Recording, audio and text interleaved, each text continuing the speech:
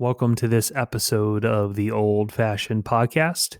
On this episode, we have Justin Kush, who is your 2020 Installer of the Year award winner. He currently works at Mobile Toys in Texas, and we kind of get a background from him on his journey throughout car audio and what brought him into propelling himself into being Installer of the Year.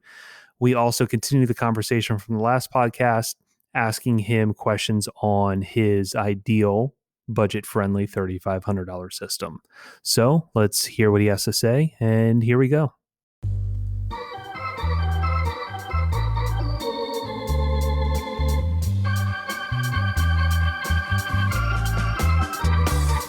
That's life. That's life. That's what all the people say. You're riding high in April, shot down in May.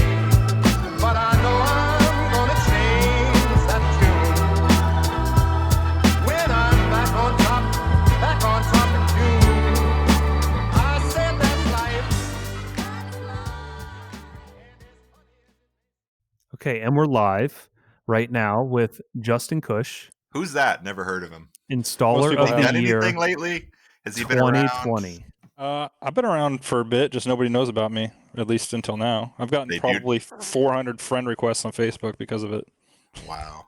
So you're at They know you now. you're at Mobile Toys now. You started Yes. there in 2020. Where were you before?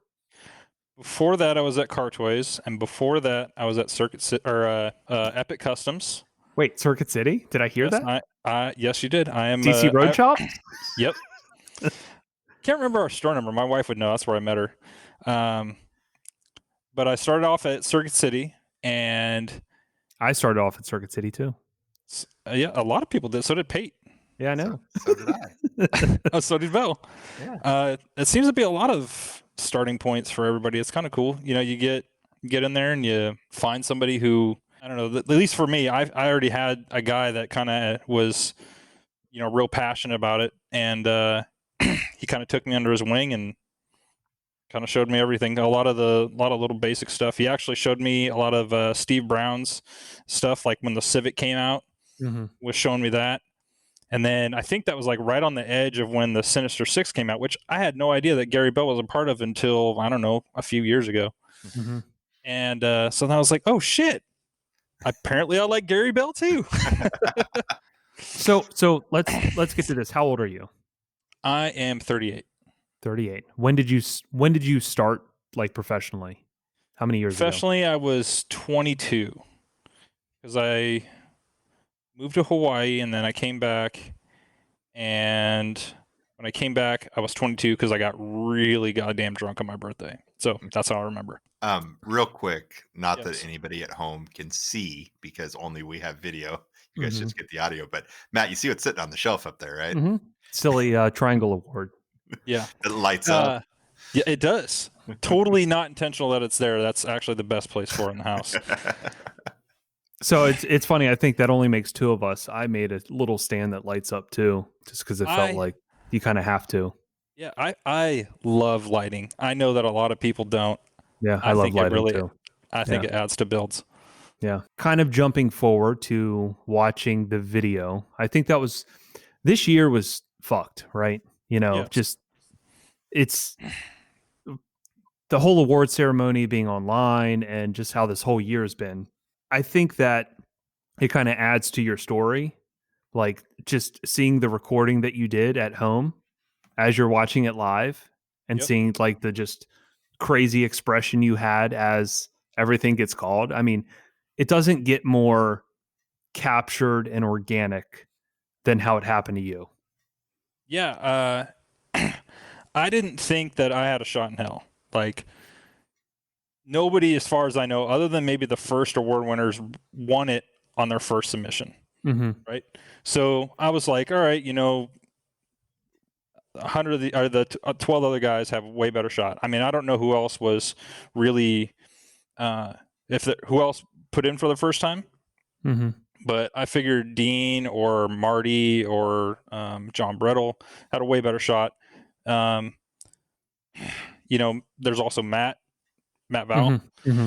And so I didn't think I had a shot in hell. But with my personality, if I'm going to do something, I give it everything I got. Right. Mhm. So I kind of had like this vision of, I don't know if you guys watch Street Outlaws at all, but I kind of liked how they did their like interviews. They'll be one light on the guy and then they'll light something up purple in the background or something. So that's what kind of I tried to, mimic was that. And then anyways, I can't remember where I was going with this, but I mean, it was a good video. You Yeah. sent me the link. It was a really good video.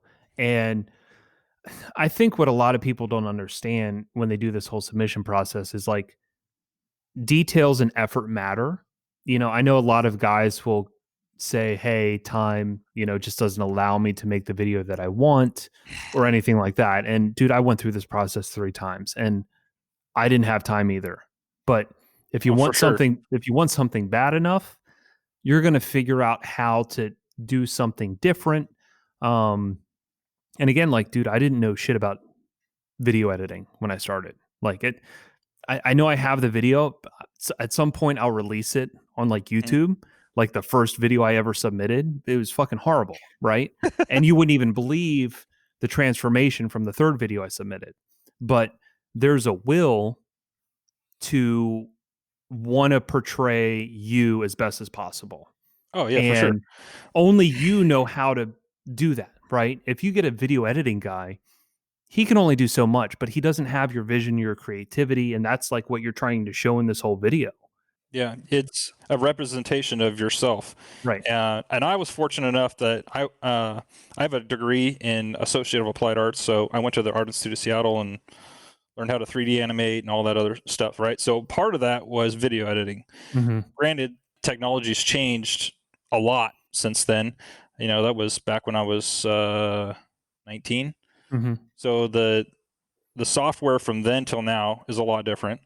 But I have the gist of it. So I can go into, I downloaded this, open source program called Filmora 9, if you guys ever want to mess with it. And I feel like I had the advantage on that, maybe except over Dean, because he does a lot more video editing. So I was kind of just getting back to what I was doing. But yeah, dude, I don't know. Once they released the questions, I was up till 2 a.m. every night editing for the entire time. He said 12 a.m. Pacific Standard Time. So that's 2 a.m. my time.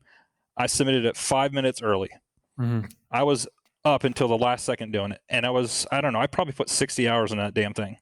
Yeah. And the thing is as a judge, and, I've judged Installer of the Year in the past. I didn't do it this year. I did a different category this year. But as a judge, you can definitely understand the effort that goes into the video. And the number one thing that we've talked about on the top 12 video is that criteria is key. Obviously, you have to hit the criteria because you can't get points for something that you don't show. Right. But on top of that, there's obviously bonus points for, effort or any other little thing that you do in the video that's different. And stuff like that jumps out like a sore thumb because you're comparing it against all the other videos out there. So I feel like if you're just saying that the video, like, it's not my thing, I can't edit video, like, there's people out there that are willing to learn that trait to do so. And that's the effort, right? And if you want it bad enough, it's going to show, and that's how you're going to win. And so for people in the future, what Justin did, follow the same path, right? You just got to go for it and be all in. And that's how you're going to win. I was already gearing up for next year. I was already picking out songs. I was already thinking about what my video was going to be, just, because I didn't think I was going to win. So, and then like the one thing that was bothering me in my video is I had so much damn floor noise when I was talking. And then you probably had to buy a $200 program to get rid of it, right? Yeah. Or, or a microphone that, clips onto the neck or something that, because it was all done through my phone. I had 2 different phones set up, one like a straight on shot and one from the side, so I could cut back and forth between the 2. You saw. Yeah. Failing and going through those issues is how you realize not to run through those issues. So right now I'll say that I was talking to Gary about this, but the last couple podcasts that we did on my end, they started sounding really bad. And I have 2 like long ass USB cables. One's for my PlayStation headset. The other is for my Yeti mic. And I was using my PlayStation USB on the Yeti mic and it powered it, but it didn't send the signal, right? It didn't transfer the data to the computer. So I was actually using the computer mic, even though it looked like I was using the Yeti mic. So sorry for the last couple podcasts where my audio sounded terrible and I had to like EQ the shit out of it to try and make it sound acceptable. But And that's why it hence- sounded bad the past couple podcasts. Hence I the struggled- $200 comment because Yeah. Matt bought some software to try to fix it. So Yep. Damn. Yeah, like when I was doing my video, I had to do a lot of voiceovers. So I was trying to figure out the best mic scenario. I had one where I was reading off the computer mic. I had one that plugged on the side and I draped it over the front, and it was just a shit show. And finally, I was Mhm. like, dude, I have a $300 set of gaming headphones. I'm going to fucking just plug in my Xbox and there you Yeah. go. work there through you it that go. way. Yeah. So Do you understand the role of installer of the year and like all the younger guys that now look up to you and kind of follow you and watch you, and it's so kind of a lot of pressure. I mean, I guess so. I didn't know if I wanted to win this time just because they didn't have a ceremony, and I wanted to experience the whole thing, right? So that didn't happen. Whatever, I'll still take the win. Right. As far as like, how has it affected me? You get a lot more, like you said, you get a lot more people that look up to you. You get a lot more recognition. People who don't necessarily know who you are probably do now. They look at your work a lot more, and when they look at your work, like, oh, what did Justin release? And they'll zoom in on that goddamn little wrinkle or something, and Right. we try to be as perfect as we can, but sometimes you can't. It's it's back when I was installing at like Car Toys, which is more of a turn and burn type of shop. Have you guys ever heard of Car Toys? I'm sure Oh, yeah. Of course. Yeah. Bell has. Okay. Yeah. So turn and burn, right? You get the work done as best as you can within the amount of time. It's usually a 1-day deal. Something's messed up, I'll usually grab somebody and be like, hey, look in the car and tell me if you see anything fucked up. And then they'll look and be like, no, it looks great. All right, perfect. It's gone. But now I got a lot more time. Still, I mean, it's not more time, but it's the cars are there longer, and you're be probably nitpickier, getting billed for the proper amount of time now. Is probably Yes. the right way to phrase that. Yeah, I mean, you get a week on a car or something like that, and it's front to back custom work. Basically, the most top notch shit that you can possibly do. You got to do that every single day that you're at work. It's not just a 1-day deal. It's you always have to be in that mindset of, how can I make this better? How can this be the best?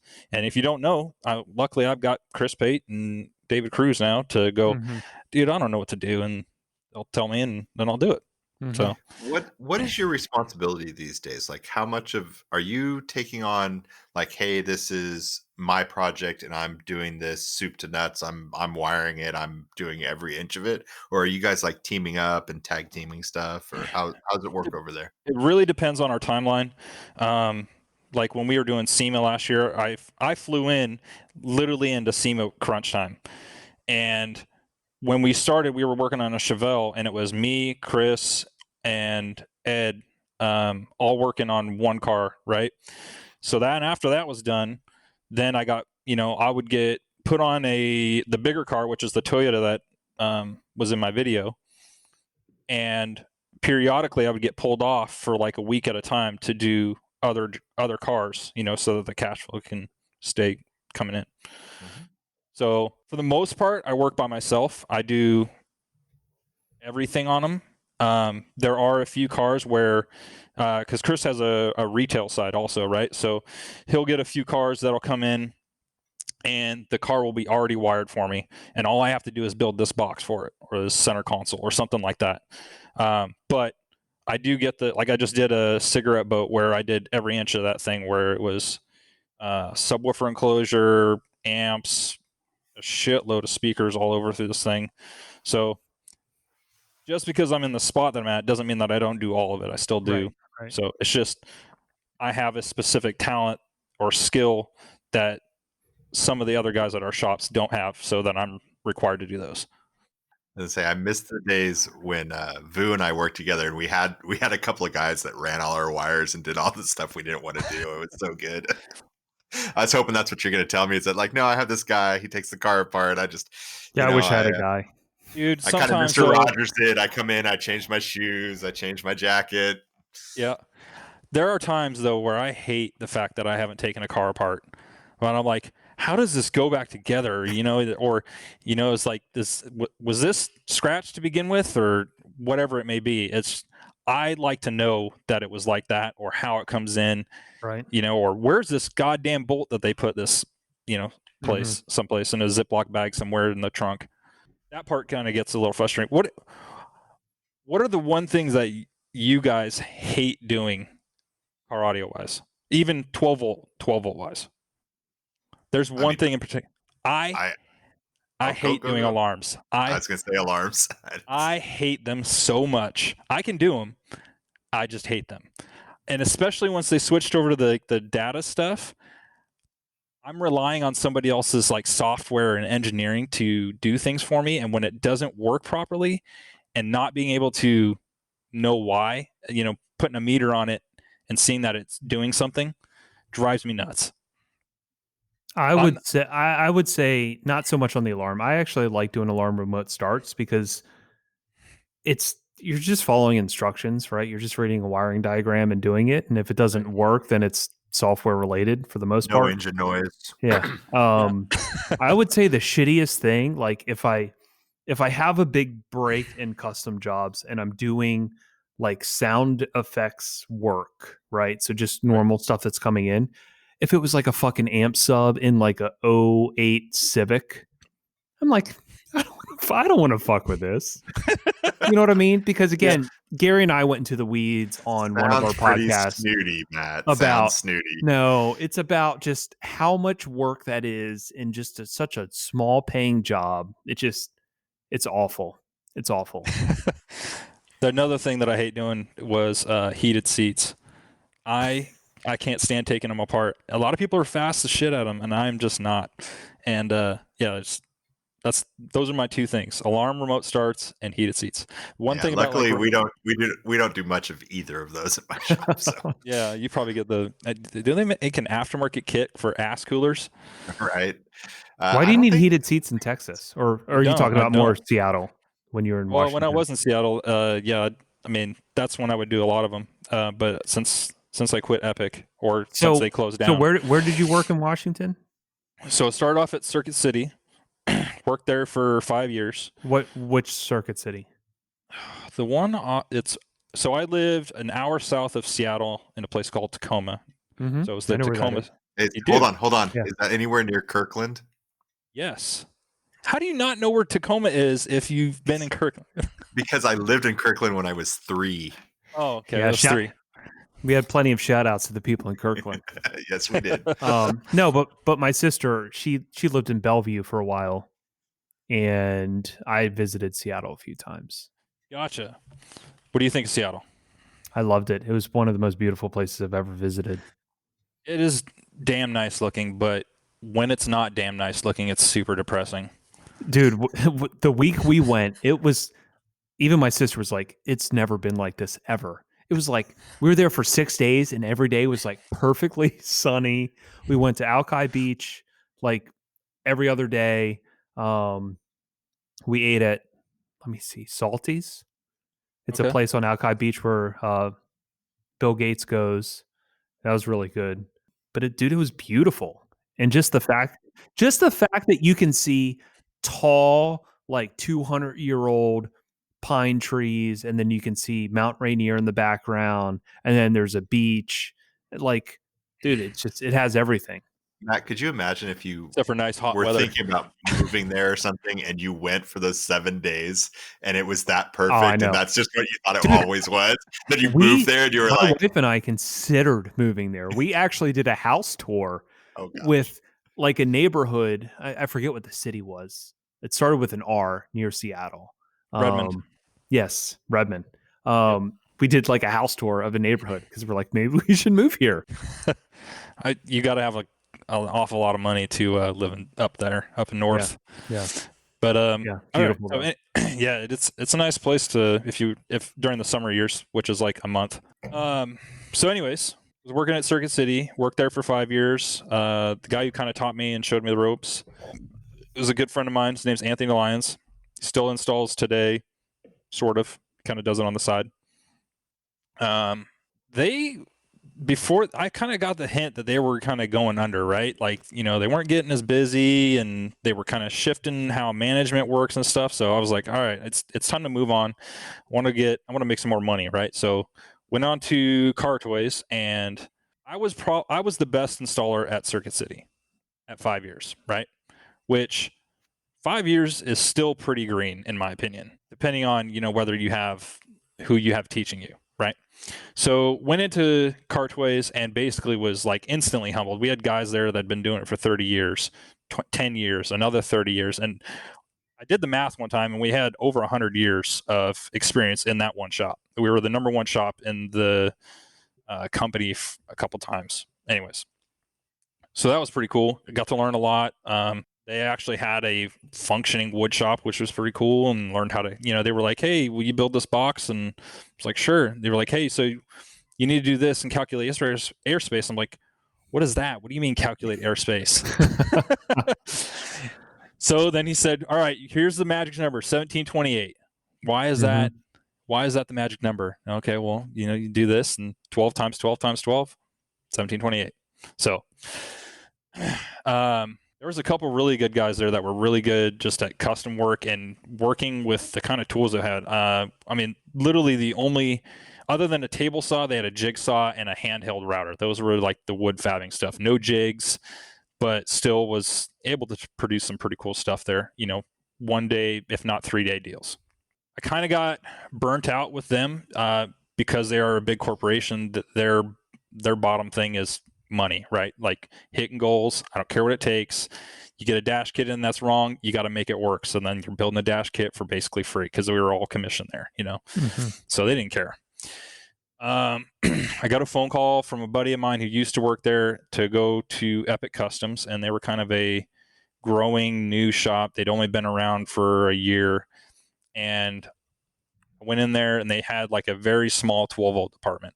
I basically worked there and ended up taking the managers, the 12-volt guys, manager's spot, whatever you want to call them, and running that place for a bit. And then one day, our store owner pulled us into the shop and was like, "We're closing." I was like, "Oh, cool." So I get on the phone and call up one of my buddies who worked at Cartways still and got a job the same day, and went back out there, grinded that for, I don't know, a year or so, and ended up taking a manager spot there, and I hated it. The further you get up the chain, the less you do of what you love, dealing with the corporate drama and all that crap. And so got out of there and went back to just installing, right? So one day, Chris Pate posted on Facebook he's looking for a 12-volt guy. So I was like, all right, I'm going to message him, Immediately called me right away, chatted about it for a little bit, and I was like, all right, I got to talk to the wife about this, because she's pretty important to me and my decision making. And she said, yeah, let's do it.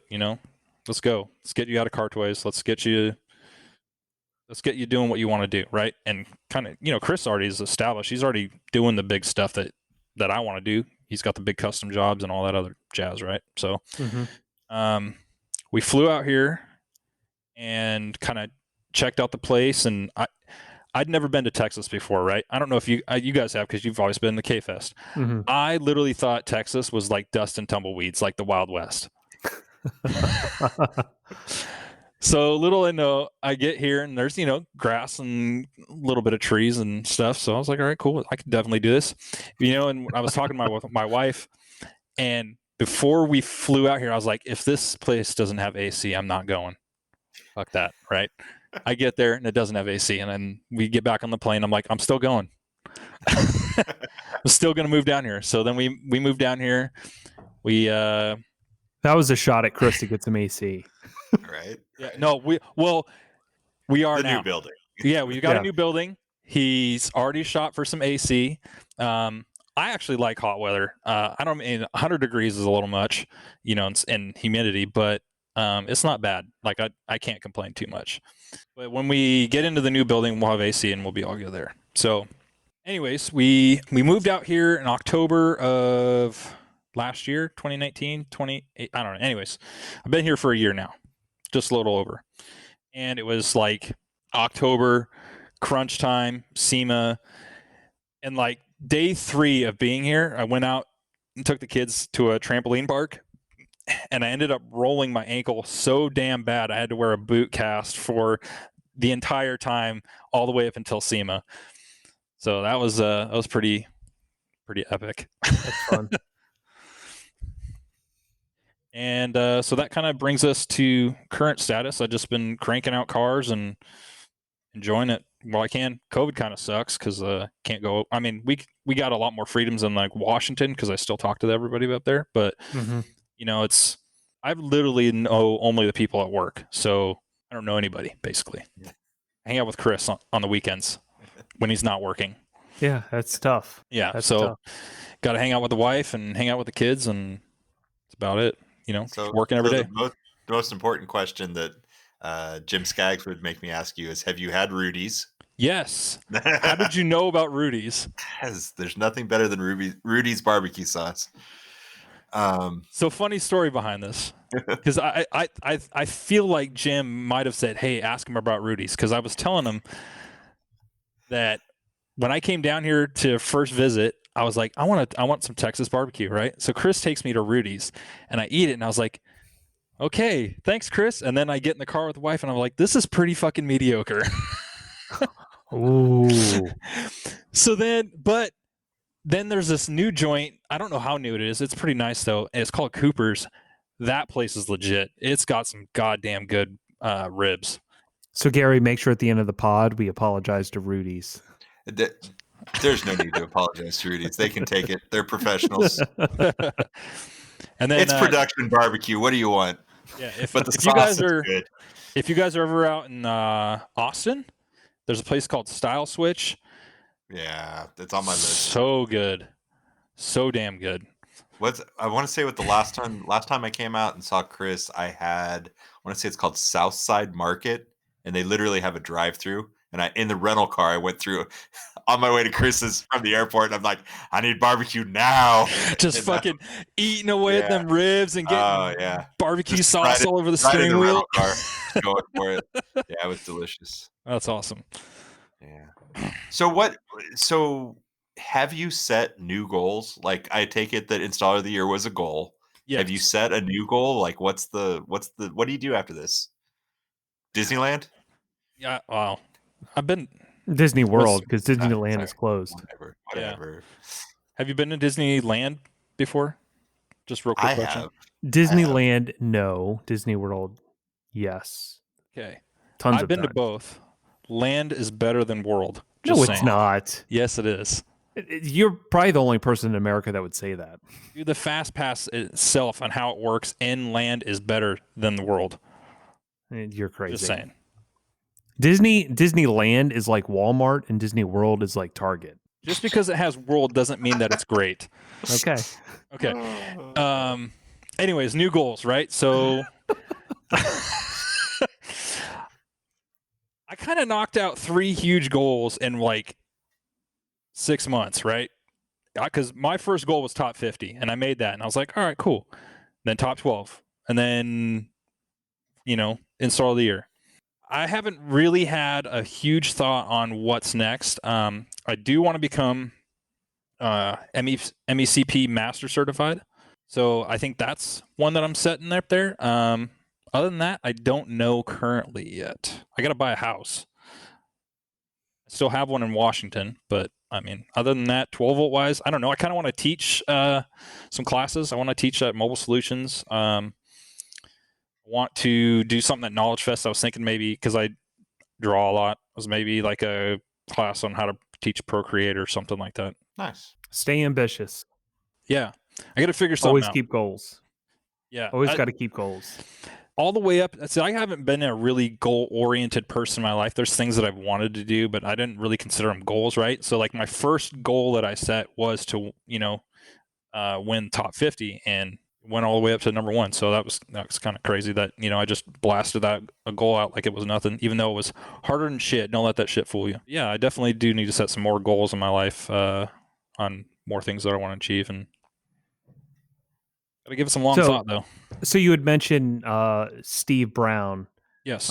You're 38. You're kind of close to my age.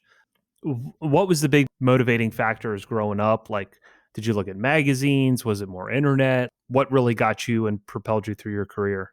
Magazines were definitely it right off the bat. I've always been a car guy. Like when I first got into car audio, it wasn't because I got to do audio. It was because I got to work on cars. I've always been like more on the performance side for a while. Mhm. Then it's kind of hard to say like when that spark hit me. It's like, hey, I'm pretty good at this. I should try to become as best as I can at it. But it was like Super Street Magazine was kind of like one of them. What was the other one? That was Import Tuner, Super Street. Import Tuner, that was it. And I would get those magazines every time and go through them and check out, all the badass builds and cool stuff like that. Was real heavy into hot import nights. I didn't have a badass GSX with one Lambo door and suicide door. I had my first customized car was my 88 Toyota Camry, and I called it the Camgini, and it was slower than shit, 0 engine mods, except for a filter, intake filter. That's the only thing I could do. Hopefully it was engine. Let's see. What did I had? An undercar neon kit, blue, that I put on. That was like my first 12-volt experience. The actual neon, or was it LED? Actual neon. Okay, good. Yeah, the good stuff. Okay, Legitimate. Yeah. Yes. I had a big shopping cart wing on it. I had smoked the taillights. I kind of went crazy with painting little graphics on the car when I should have just got a goddamn sticker made. I painted the hood black. I cut air vents in the hood and kind of like a triangle shape with like little, I don't know, it's kind of hard to explain, and then I put mesh in there and then another LED tube inside the engine bay. Gary and I fully expect pictures in our messenger. Right. Dude, I've been trying to find some still. I ended up uploading them to a website called hotornot.com, and they might be on there still. They are terrible. Like that sounds like that might not be a car site anymore. Probably not. They had the black molding that goes down the side of the car. I filled that entire damn thing with Bondo and just sanded it flat, but it wasn't flat. It had like, a little concave stuff because I didn't know what the hell I was doing. It was bad. It was my first car that I should have never touched. I molested that car. That's fun though. Oh yeah. It was definitely fun. I was like, oh, this is so cool. And then like I did get a girlfriend or something and they'd be like, this is your car? And I'm like, it sure is. But after that, I ended up getting, got a motorcycle, a Katana 600. I painted that thing flat black with like some red tribal. Didn't really do anything other than that with it. That was actually done. Did you have a leather jacket that said Kush on the back with like a big skull? With the no, actually, this was when I lived in Hawaii. So I wore almost nothing when I was driving down the streets. It was just like a helmet and some underwear or something. I was really board shorts, but still. So after the motorcycle and that got stolen and moved on out of my life, I got a 94 Civic hatchback. And that, I wouldn't say I molested that one. That one wasn't too bad. I ended up getting like some Del Sol rims and front lip, and I had the absolute cheapest audio system, like subwoofers and amp, I've ever put in any car, period. So I can't remember, it was like a house brand of Circuit Cities, right? And they had sat in the back stock room for ever, from what I understand. And they were $20 for the amp and $20 for each sub. Wow. Okay. So I was envisioning Blah Punk when you were starting. It was basically, I mean, it was probably about that equivalent of quality. It was terrible, but I mean, it hammered down. It was inside of a Civic hatch. Yeah, so it could have been an 8-inch and it would have rocked your world. That was actually the first subwoofer enclosure that I built for that car. So what's that turning point when you're like, I want to fab, I want to, I guess, be more involved in the industry, whatever that is for you? I always liked building shit. Like Legos, doesn't matter. I always liked it. So when I got into the 12 volt and saw that, you know, you could build these enclosures and stuff, I was like, yeah, that I'm about that. You know, it's that part's fun to me. When I got the let's see here. It's hard to explain. Okay, it's not hard to explain. It's just a matter of when. So first time I experienced subs, right? Like I've generally been. It always starts Or- with subs with people, doesn't it, It Gary? does. Every single person, it comes back to subs. Except for Nobody Nick, was it at- was home speakers because Nobody was ever like, you know what? I heard these fucking tweeters and they sounded so good. Because you've already They sounded experienced tweeters. so real and so Yeah. smooth. My best friend at the time had what is those god awful Mustangs? It's like an 82 or something like that. Terrible. So he had a Mustang and he got 112 in it. And we used to hammer down while we were cruising the mall, right?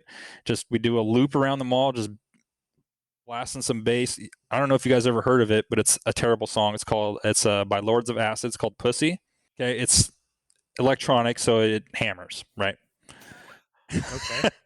And so we would just blast that, do a loop around the mall, and then go park and walk inside. And that's basically when I was like, bass is awesome. I need it in my life. So then that's when I got the Civic and put that in my car.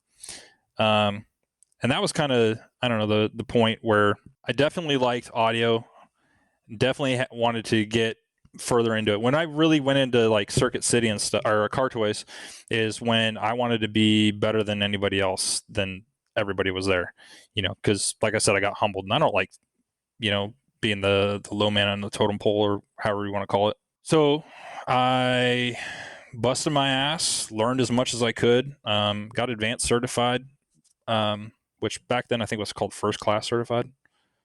Are you master certified, Matt? Mm-hmm. That's pretty cool. I think How it's about you, Gary? I think it's I haven't- expiring soon. So I haven't gotta, taken a like, test real quick. since '93. Dude, when you're a legend like you are, you don't need tests to fucking tell everybody that you're the shit. So anyways, I would say, I don't know, when I went to probably Car Toys was probably my turning point of being not just a performance building kind of guy, but really getting into the audio. Because, like, you know, when we were at Circuit City, man, we didn't have Focal. We had, I don't know, Kicker was our high end brand, if I remember right. Not to say anything bad about Kicker. Right. That's even better. When I was there, it was like JBL. You Oh, know what? yeah, We had that too. we had Soundstream back in the day when it was good for a little bit. That was Yeah. that was the pinnacle of Circuit City. I think even it had the Audio Bond amps, if I remember right. Oh gosh. The Flame Series ones. Woo. Those were awesome. That's way after my Circuit City days. But anyways, so you know, you go back and you listen to the soundboards, right? Like, you know, they have the Focal K2s, right? And they're $1,000 speakers. So you want to hear what $1,000 speakers sound like. So that's kind of like, you know, the high end there. That was before even, I think, DSPs were out. DSPs, man, they used to battle me a lot. When you guys first started doing DSPs, did you fucking hate them? I'll tell you this. So first DSP stuff that I played with, I want to say that we did like some Sony ES stuff like mid 90s.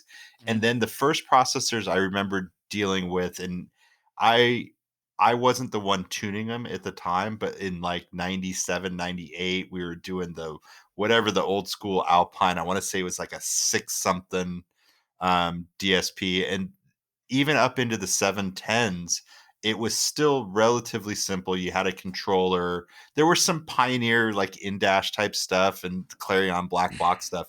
That was all relatively straightforward. I would say what became frustrating is when, like, I feel like Audison kind of pushed that and kind of made it popular in the bit products. And I feel like they've always been frustrating from a software, and that side of things has always been and it still is to this day. Like anytime you have to use a new processor for the first time, there's a learning curve, Mhm. and getting through that and just getting set up to stage one and then understanding the interface. Yeah, it's That, like that's it's like always a it's like challenge. being a PC guy and then going to Mac, or being a Yeah. Mac Yeah. guy and then going to PC. It's just a whole new thing to learn. And you feel comfortable in something that works for you, right? Because I've used a lot of the Helix stuff. I've used a lot of the Moscone stuff. And obviously I prefer the Moscone because I can do the whole workflow fairly quickly with a very predictable result Right. in no time. Right. Versus if And I it's go with something else, and again, it's the learning curve. It's like, okay, so how do I group delay these four speakers? How do I do this? And you're trying to learn the software, and once you know. But at the end of the day, it's really what you prefer. And when we first started, when I was using like a Bit One, I'd have a lot of just dumb issues where like it wouldn't save, and then you got to go through the whole fucking thing all over again, right? yeah. And there was a couple of them. I had like a mute chip problem, to where you go and you save everything, and then it just doesn't take, and it like attenuates everything, and it's a bad processor. I went through like two of them, and then that's when I switched to Moscone for good. Yeah. Yeah, or other ones where it wants you to run that setup and it like and then it doesn't calibrate right. It's like, let's run the setup again. And oh yeah, it's Yeah, I terrible. had a lot of time talking with Yusuf about that. Shout out to Yusuf, gone too soon from our industry. Uh, Great dude, but obviously that conversation talking about Audison really reminded me of talking to him when I was talking through all these Audison Bit 1 problems. Yeah. My first processor was I'm going to be honest with you guys. I'm not the know-it-all. I don't know everything about car audio, right? So I'm still learning a ton. And That should be everyone. Yeah, Yeah. it's still us. That's us. Yeah, Yeah, hands we're up. still learning stuff all the time. Nobody knows everything. so I've been probably messing around with processors for 3 years now, right? And my first one was the audio control. The hell number is that? 8 to 10? Yeah, 810. 810. And I got one when it was a prototype. If Chris Bennett is listening right now, his ears shot way up. Yeah. I love Chris Bennett. That dude's Yeah. legit. Who doesn't? One of my favorite people in car audio. Yes. And I always tell him that. And just so he knows that I'm not bullshitting him, I'm saying it right now live in front of everyone. One of the fucking coolest people out there. Anytime I see him at a Knowledge Fest, right? He is the most passionate, emotional dude ever, right? He's probably one of the people I enjoy talking to most anytime that we go to an event. So shout out to you, He's- Chris. You've done a lot for audio control for sure. Oh yeah, his dude is super knowledgeable and super friendly, and will not hesitate to answer any question, no matter how stupid it is. Mhm. Because I had a ton of them, right? So, And so he the was first- local to you, right? Because he was in Oh, yeah. Seattle. Yeah. Yeah, I've been to his house. He Yeah. had like a housewarming party, and he invited me out there, and I was like, yeah, I'll go. So, so do you remember me messaging you about putting some Ultimas in a Yes. Forerunner? Forerunner. Yep. Yep. It was a massive job. You're putting the eights in the door, and then I was like, I don't know. Maybe you should build Yeah. like a console. Yes. Yeah. That car, honestly, fabrication wise, I had the skill to do it, right? I didn't have the tooling to do it.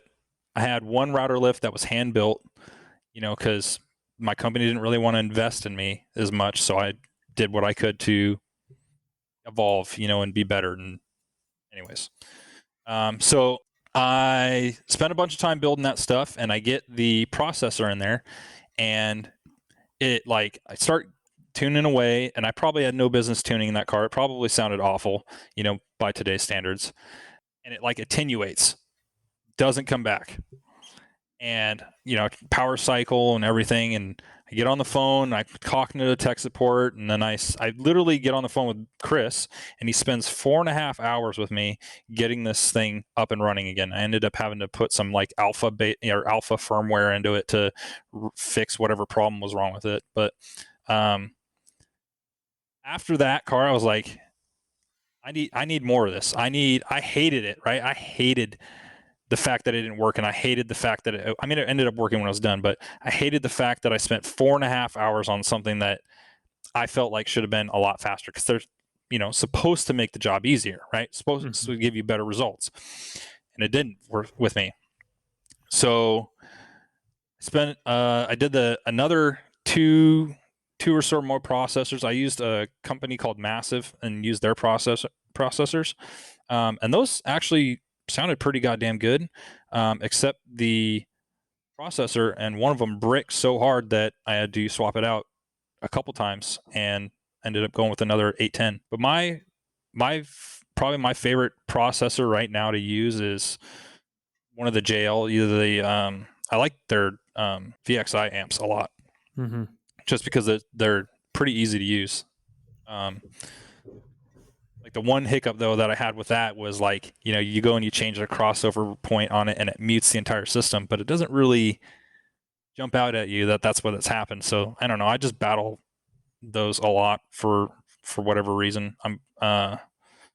Which is another big reason why I'm out here at Mobile Toys is because I want to get better at that type of stuff and SQ, and yeah, so you're with the right people. I always say that it seems like obviously there's more than this number, but I always feel like there's probably 5 to 10 shops that I would trust to tune a car correctly. Yeah. You know what I mean? And it's sad when you say that, but at the end of the day, I think I feel in my heart that it kind of rings true. There's not a whole lot of people that you can sit in a car and you're just like, fuck, that sounds good. Dude, it's hard. know? Like, I'll be honest with you, man. Like, I'll sit, like, after I got my system put in my truck, which is terrible because it's not finished, but I tuned it, right? And I did it with an RTA, and I sat in it, and I was like, this kind of sounds like ass. What is going on here? So I drive my truck over to Chris's, and I'm like, listen to this. What is wrong? Like, my RTA curve is where it should be. And he kind of just does his looks that he does where he's like wide-eyed for a second and just shaking his head. Yeah, it's like, oh, it sounds bad. So I went back to the tune that just like I did with my ear, and I was like, okay, this sounds way better. I'll live with this for now until I can get some better gear, because I have like the cheapest stuff in there, because I have to work off my wife's budget, if you know what I mean. Like, she's like, you want to spend $500 on an amplifier? I was like, no, I want to spend $5,000 on an amplifier. Yeah, exactly. I'm just asking if we can spend $500. Yeah, I mean, my entire system in my truck is flax fronts, just like the standard 6 and tweet. I have that, like, the cheapest Alpine processor and their cheapest entry level amplifiers, the MRV amps or whatever they are. They're like $300 amps. What truck? Ford F-150. Yeah. So it's not the most expensive gear, but it's, I got to work off what my wife can allow me to spend. But again, there's nothing wrong with that gear. It's all stuff that works and can work well. And I guarantee you that if you spend enough time and you get the tune dialed, you're going to be happy with it. It's gonna do great things. Like, yeah, Chris already wants me to compete. Obviously not with that gear, so he's gonna figure out a way to make that happen. So that'll be pretty cool. Cool. Get out of your comfort zone. If you feel like that's the weakest thing for what you're doing, obviously go all in and really expose yourself, because you're going to be forced to figure it out and learn. Oh yeah, I mean that's the main, like, my goal when I bought the system for my truck was I have to have a DSP. I have to become better at this. I can't just say because like you said, guys say it's going to be the future, and if the future's here, you know what I mean? Yeah, I was going to say it's not the future, it's the now. Yeah, it's the now. Yeah, it's the now. And but no, that's good. like and you hey, guys we were saying, looking for a goal for you. Yeah, become better at SQ stuff. That's really why consumers are doing this, right? Because good as things can look, if things don't sound great, then what's the whole point? I mean, you're putting audio equipment in a car; it has to sound good. You know what I mean? Oh, it can't just sound mediocre. Or, I mean, like you said, what's the point? You put a bunch of cool stuff in a car to just have it sound okay. I guess that's not good enough. Yeah, that's not the fun part. And obviously, you've worked your way up to be at a shop, and having Chris as shop owner slash boss slash whatever he is, um, He's a all jack of all his years, trades. He does a yeah, lot. all of his years of experience in competing and sound quality, and then while the retail store is there, and you have the next store to the retail store to go listen to some amazing gear too, which is a pretty Plus, you unique not only experience. have you not only have Chris, but you also have Nick. Yeah. Yeah. Because he's spending plenty of time there too. Yep. So You know what's you crazy can is like, pick his brain a lot. yeah, and what's crazy is like, I've met Nick before. He's come up and done a couple trainings up in Washington, and Chris kept talking about, yeah, when Nick comes down, he's going to help. We're going to tune this vehicle, and I'm like, he kept saying Nick, but I'm like, who the fuck is Nick? And then he shows up, and I was like, oh, I know who the fuck Nick is. That's funny. So I feel like trying to progress and be better at anything, you just have to open your mind at every option available for knowledge, right? So the way that I tune a car, I have a lot of the things that Nick does. I have a lot of the things that Andy does. I have a few things that Ken does, and I have some things that I do. And that makes the way that I tune a car, right? Right. Much like as you fabricate throughout the years, right? You're going to pick up little tricks that, other installers that you've seen do, and you'll have your own tricks, and that's going to create you as an installer, right? And like every time that I get to work with Gary or Tom, Mobile Solutions, you pick up one or two tricks that they do that you didn't do before, and you're like, oh fuck, that's a fucking great way to do that, right? Yep. And that's how you get better, and that's what is going to shape you as a person. But you just have to be open to trying to pick up on those things, because dude, I've met plenty of installers that are really stuck in their own ways, and they just kind of refuse to learn from their atmosphere, right? Right. When they can accelerate so much quicker if they use their atmosphere to accelerate. Because, even if you're not working with somebody that you would consider notable, maybe it's a guy who just started, he might do some weird random thing that you're like, shit, I never looked at it like that, and now that's going to be a part of you. You just can't ever be, I guess, big enough to not look at even the smallest things, or entry level positions, and not try and learn something from that person. There's somebody always knows something that you don't, and whether you Always. and whether you're just learning 12 volt or how to take your wife out on a great date or whatever it may be, don't think that somebody just because they are who they are can't teach you something. Right. So if I have a green guy that comes in, I'll listen to what his ideas are, and sometimes they're great and sometimes they're not so much, and you kind of steer in the right direction. But I'd like to listen to how people think. I've always wanted to like draw a concept of something and then let somebody build it and see how they would build it. I think that would be kind of cool to do. Yeah, we always joke about that if we did that at like a mobile solutions class, we could put a rendering, Tom could draw one of his renderings and put it up on the board, and each of us go build it, and all of us would build it differently. Oh yeah. The steps would be different, the processes would be different, but when we were done, they would all look like the rendering. Yeah. Mm-hmm. There's it's crazy. Like I've attended one of those classes, and I knew a lot of the stuff that they were teaching already, but like the smallest thing of like how to keep track of the end of your magnet so that you don't put one on backwards, right? That's something I wanted to know how you guys did it, right? You just put a piece of tape on it. Yeah. Yeah. I was like, I was about to spoil your party and say a piece of tape on the end. yeah, so fucking easy and stupid, but yet I wanted to know, and it's literally changed how easy it's been. And now Brian has like a fucking magnet detector where it just tells you like the polarity of the magnet. Yeah, I'm like, that's oh, crazy. it's fucking dope. I got to tell you, there's a lot of that kind of stuff that until you see something done in front of you. You can look at magazines, you can see Mhm. step by step.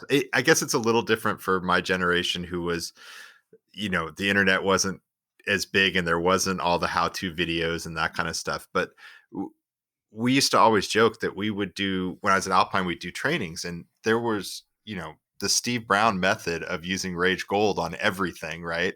And we would always tell people, yeah, no, you get it in this clay stage and then you start sculpting it. And like we go to mobile solutions classes and guys are like letting Bondo or body filler dry up all the way and start to sand it. And I'm like, no, really? And then you do it in front of them and their mind is blown because it's just not something you would think you could do in that manner. And until you see somebody do it in front of you, there's just no way that's going to happen. So I had a friend who went. His name's Corey Stockland. I don't know if you guys know him. Yeah. Anyway, I've Yeah. met him. okay, so he went down and did like a quick build with Steve Brown and like a couple other guys, right? And he said that he did this technique for laying Bondo where he would take his, like when it was wet, he would take his fingers and rake over it a few times. And he was like, okay, what you did right there is just everything against laying body filler that I've ever known in my life. And I was like, okay, so what do you do with it after that? And he's like, I don't really know. I had to go back to work. I'm like, God damn it. So I'm assuming he's creating these high valleys and then sanding it, with 36 grade or whatever to. I think he was he'll smooth it out with his, like, he's not afraid to use his hand to smooth it out instead of a body spreader, and he'll just attack it when it's soft. And yeah, I mean, we did a lot of body work in short periods of time when we were there, so it's never afraid to just go for it. And he and I are both fans of, as long as the panel is sturdy, that you want to try to do it in one shot. You don't want to have to go back and fill holes and fill holes and fill pinholes or fill low spots.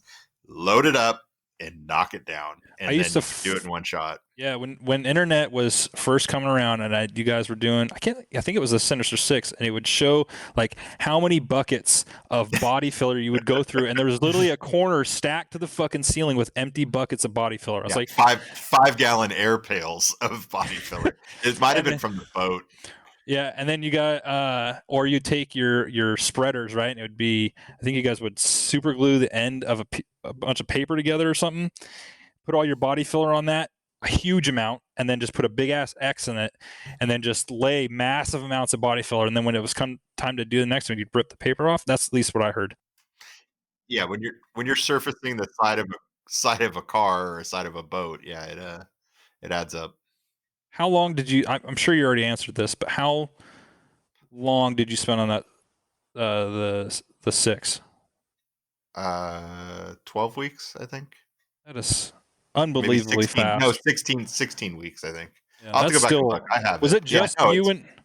Was it just you and Brownie on it, or did you have like a team So of other guys? Sinister Six was Brownie and I for the main part, and then Glenn and Reno, who worked for Alpine Canada, would come down for a month apiece. And then I got to tell you, the last week and a half, 2 weeks of crush time is everybody we know in the shop doing something, whether it's sweeping the floor or putting stuff away or like hold this or glue that together or whatever it is. I mean, it is absolutely, was insane for the last few days. That's for sure. How long did was it a Tahoe, the one with the motorized amp racks?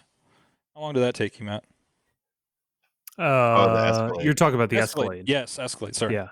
It was 37 build days, and it took exactly 37 build days. Is that what your quote was? Yeah, it was. I fucking nailed it. How did you I don't know. that? A lot of it was quoting the unexpected, right? So all the time I'll add depending on the scale of the job, adding additional time for the unexpected. And then as you're getting to like day 30, you have 7 days left. So if you're ahead of time, that maybe you can add a little bit more detail to wherever you're at that moment, because now you know that you have that time to make up. And that's kind of how the Escalade went. I kind of allowed time for problems or problem solving with the motorized amp rack, just because it was kind of like a lot of weight, wiring. I didn't really know how I was going to finish the back, things like that. Right. So In quoting the time, I was ahead of schedule, and then I spent the remainder amount of time being able to really solidify final details. Whereas if I was running closer to that deadline, then I wouldn't have done some of the final, like just dumb details that I did on the Escalade. Yeah, So it worked out good.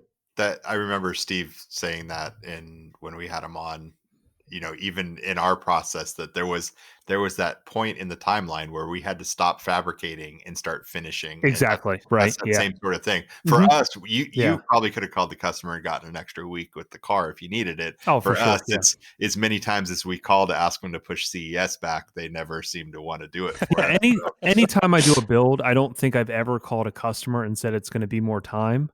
I really try and look at the actual time that it takes to do something, right? So, I've talked to a lot of other installers about this in the past about how I quote. And, when you quote like installing a front set of three ways, you got to think about the amount of time that you're going to do sound treatment, right? Put that in an amount of days. Say, the front doors, zero point 0.5 days. And then installing the front three ways, say 0.8 days, whatever it may be, right? Depending on where the locations are. Speaker adapters, if you're making them out of acrylic, 125 to 150, 175, depending on how intricate they are. That's its own price point, right? So you're literally getting paid for every sector of the job, which is how things should be in our industry, right? You're charging the amount of time, but you're breaking it down per each individual small little thing that you're doing, right? Because you're doing sound treatment, you're doing say black hole tile, that you're making speaker adapters, that you're installing the front speakers. So all of these little things are different jobs. You're just micro breaking them down so the customer can see, okay, it's not taking a day and a half to install a front set of three ways because your sound treatment, you're doing all this other stuff, you're making adapters, you're installing the speakers, you're running the wires through the doors, whatever it is. And that is giving you an actual amount of time versus something that an installer would perceive as way too much time on the job, even though it's taking them that much time, right? That's the big disconnect in how installers or fabricators quote jobs versus how the job should be quoted and sold.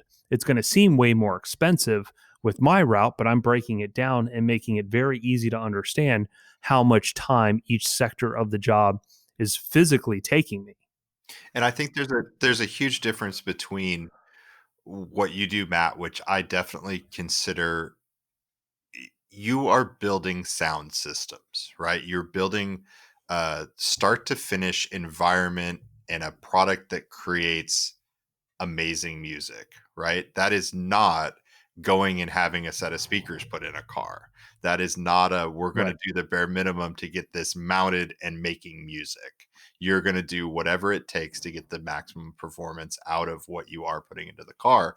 And yeah, that's not like if a normal shop could slam a set of speakers in a car in 2 hours, that's not getting the optimum performance out of them. But you're But not. there's Right. so many shops that do that. So many.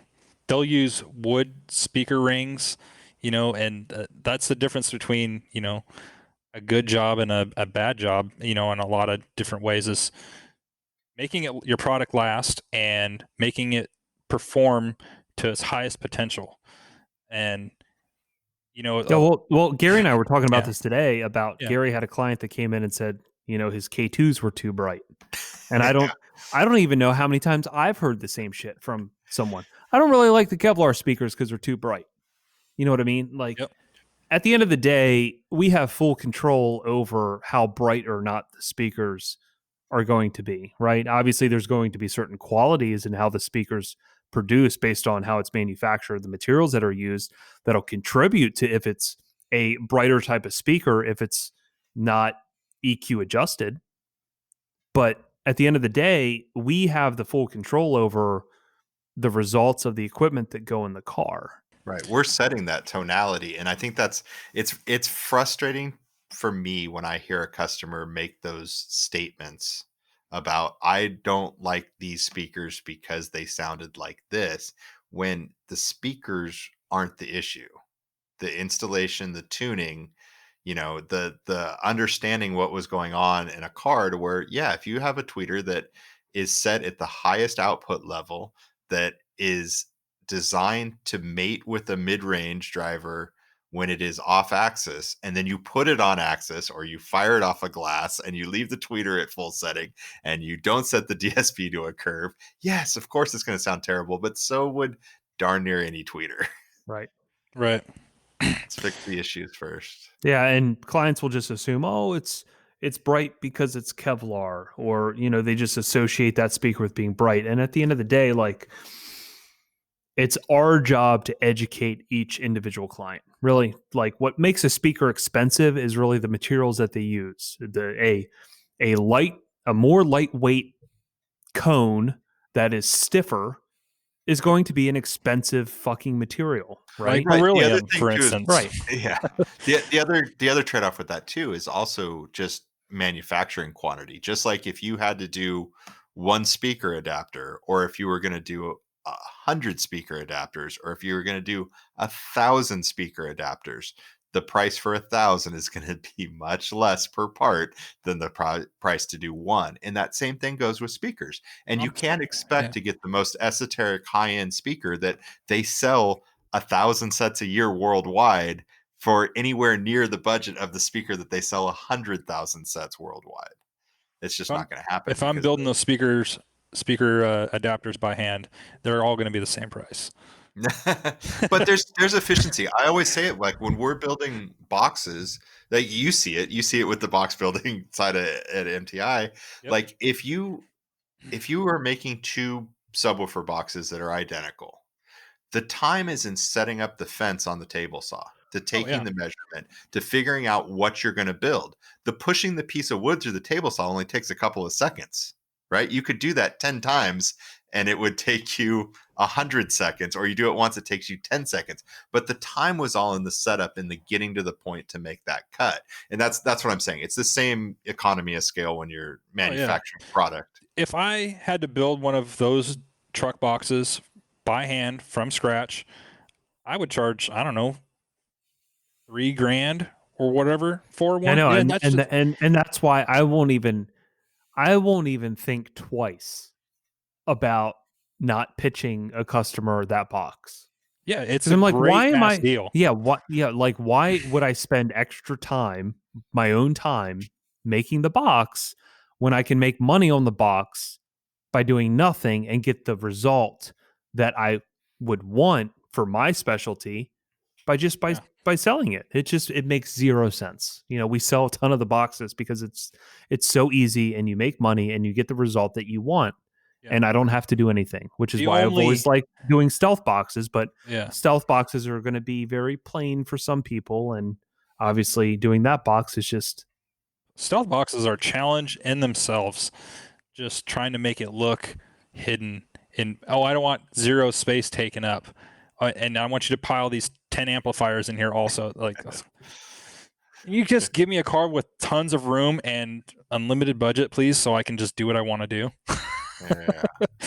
But the only flip side about doing the boxes from MTI is he has like a shitload of different options, right? But it's still not essentially what I envision. Because I'm a pretty creative dude, so I want to add this brace in with red acrylic left and right side of it, but lit up in the middle. Or who knows? I'm sure he'd do it anyways, because we've had some pretty gnarly ass boxes come through lately.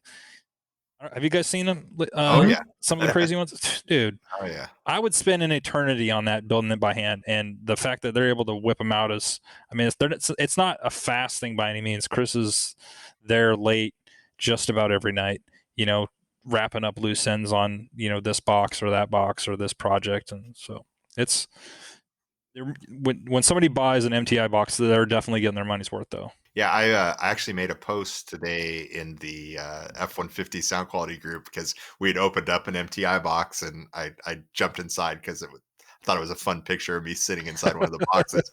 But yeah, there is value in that. There's value in it for everybody. There's value in it for the customer. There's value in it for me. That the most valuable thing I have is my time. And if I can sell them a box for the same price or less than what it would take for me to build it, and we can get the car done faster because Mhm. I can do the rest For of it and not sure. have to build the box. There is no reason for me to. I'll tell you right now, I will that. never in my life build a truck box again. I won't. Yeah, well, I mean, we basically got you covered on anything you need. Yeah. Yep. And then if not, then Gary's got the other side, the Toyotas. Yeah. All right. Yeah. Should we move to the next phase of this? So yeah, let's segue in. So I don't think Justin knows this yet because there are episodes that haven't released up to this point.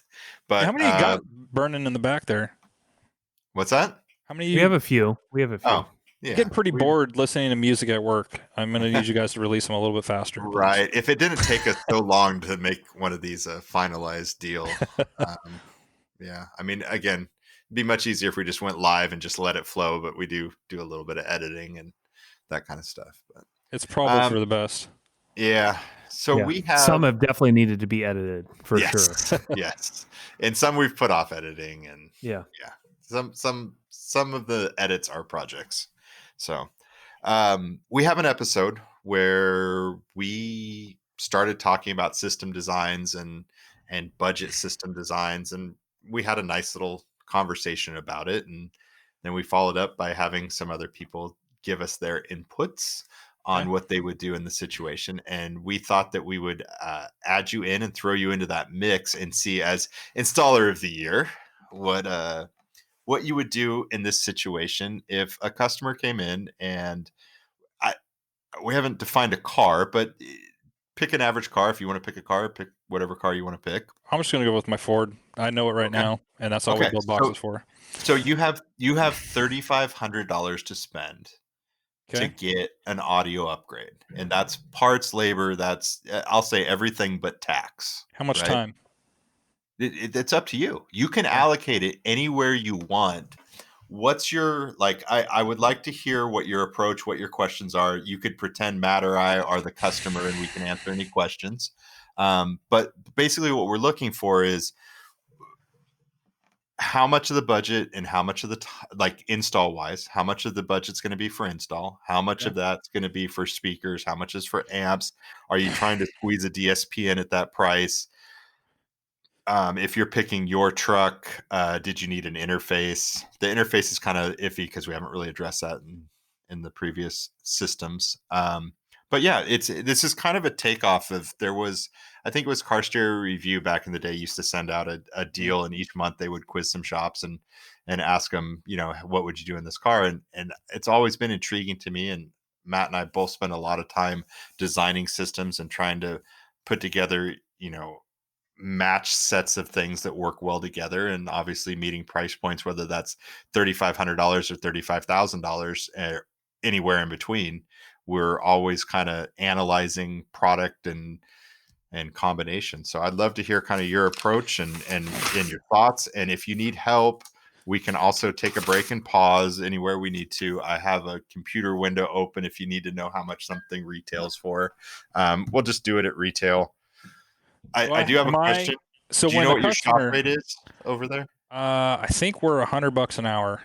Okay, that makes it nice and round and easy to calculate. Is this $100 set in stone? Because Yeah. damn it. All right. Yeah.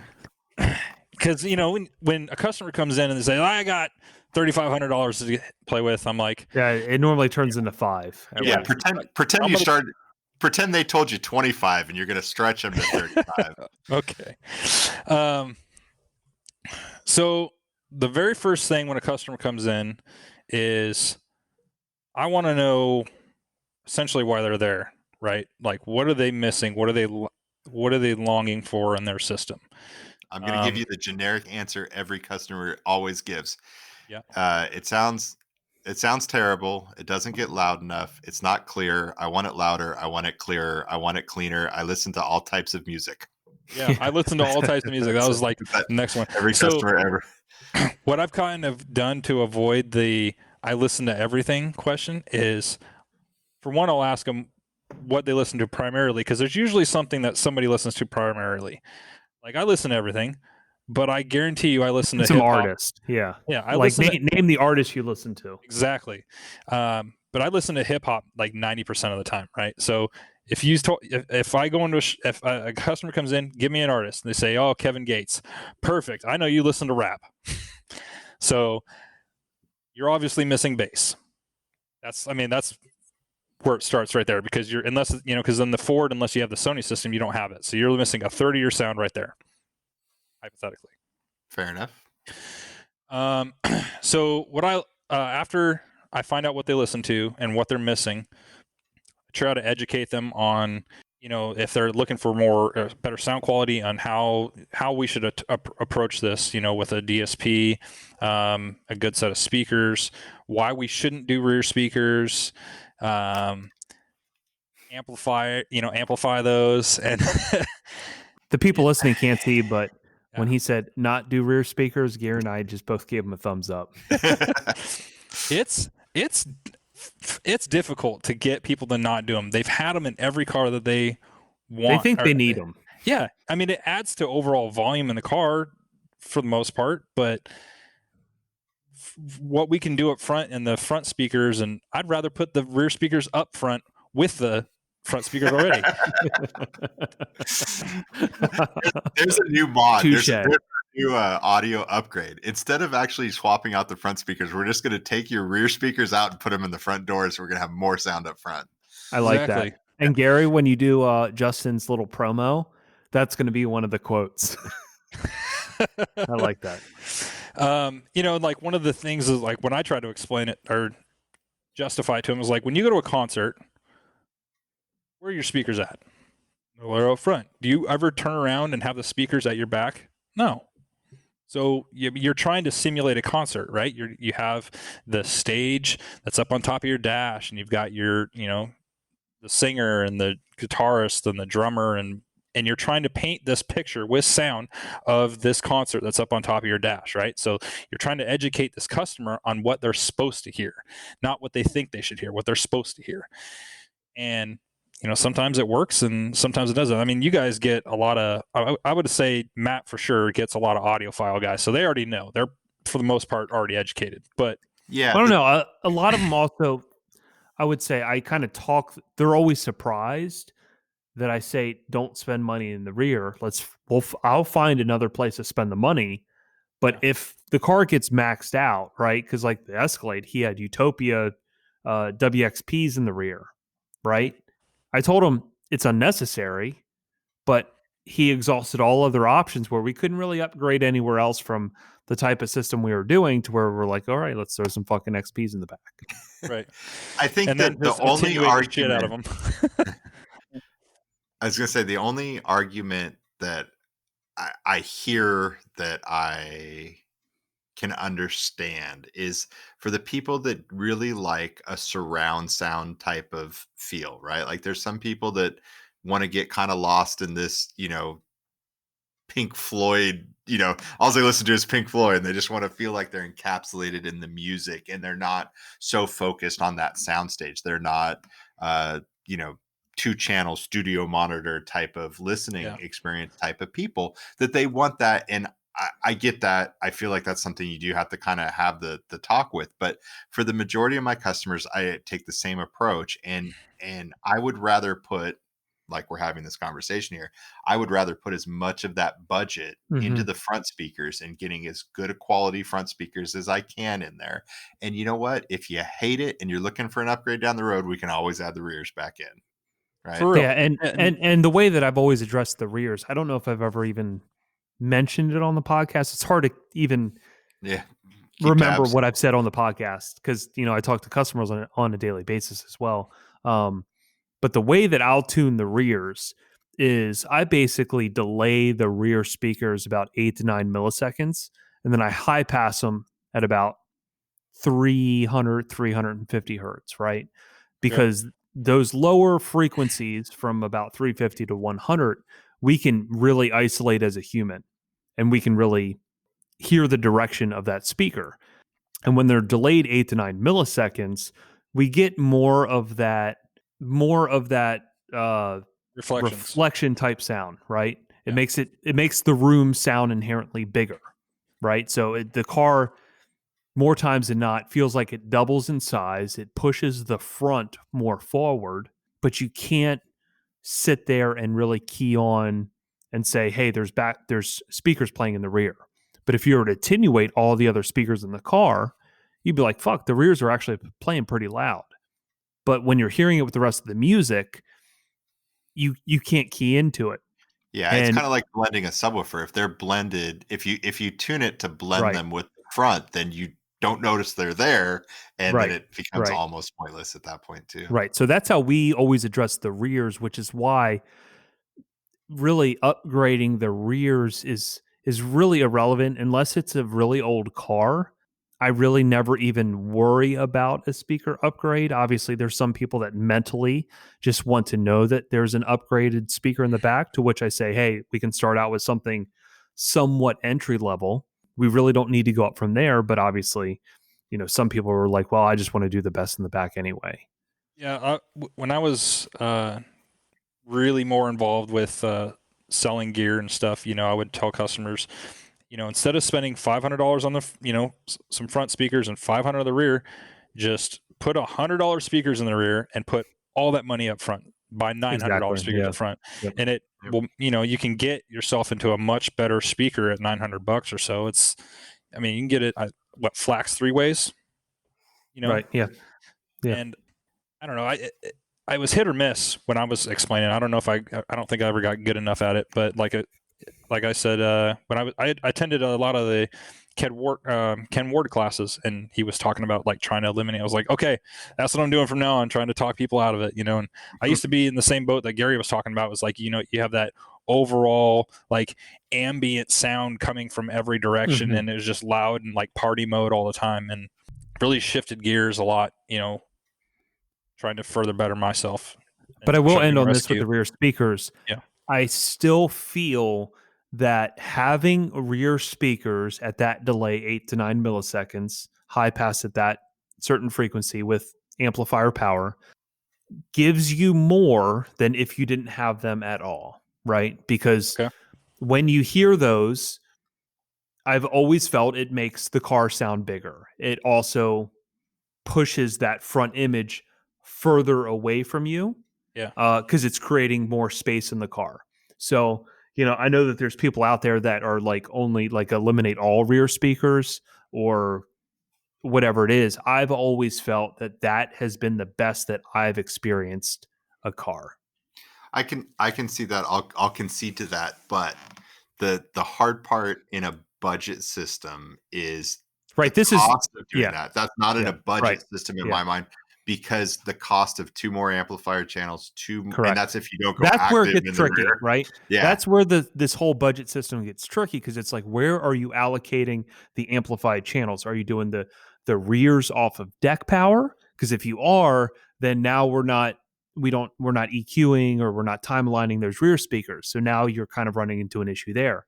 Are All right. you I think going we to should run the fronts passive and then have the rears also on the DSP? Or are you going to run the fronts active and then have the fronts on deck? There's so many different I combinations, feel like we need to which is shut up and where let this is going to be Justin fun. I I feel feel we need like, to shut up and let yeah, Justin tell us. I feel like if you're doing a DSP for sure, the whole system's got to be active, right? Like you lose a lot of controllability if it's passive, in my opinion. But aside from the rears, because like you said, you limit them, right? But if you're doing the fronts passive and then you run the processor on there, you run into the limitations of what the crossovers are doing there, and you can't, bump a tweeter down or make a mid go up past a certain point. So I feel like if you do a DSP, you should run everything active. So if I was to do the budget, $3,500, see if I can pull numbers and money out of my ass here. I was gonna say I have a spreadsheet open that I can load stuff into if it helps. What was a JL? Was they have the VXI 6 channel, right? You got a 6 channel? I think it's $12.99, Doing that. $11.99 or $12.99, one of the two. Okay, so if they don't need rears after I've tried to, Alex, so that would be, I would want to do. This is hard, guys.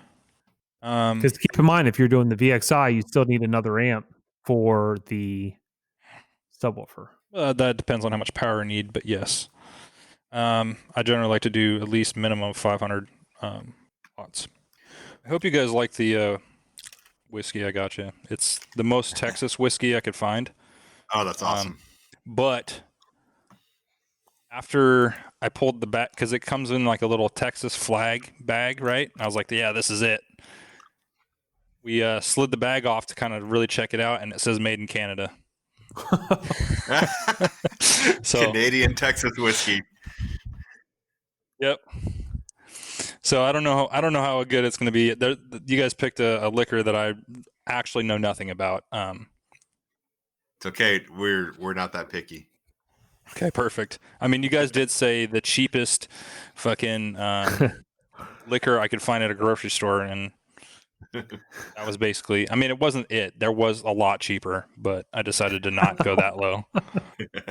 Well, we appreciate it. Thank you. I'm All right, I don't know if so- you guys. I don't know if you guys looked, but 800.8 is $13.99. A Mhm. 600.6 is $11.99. Yep. Okay, so we got $11.99.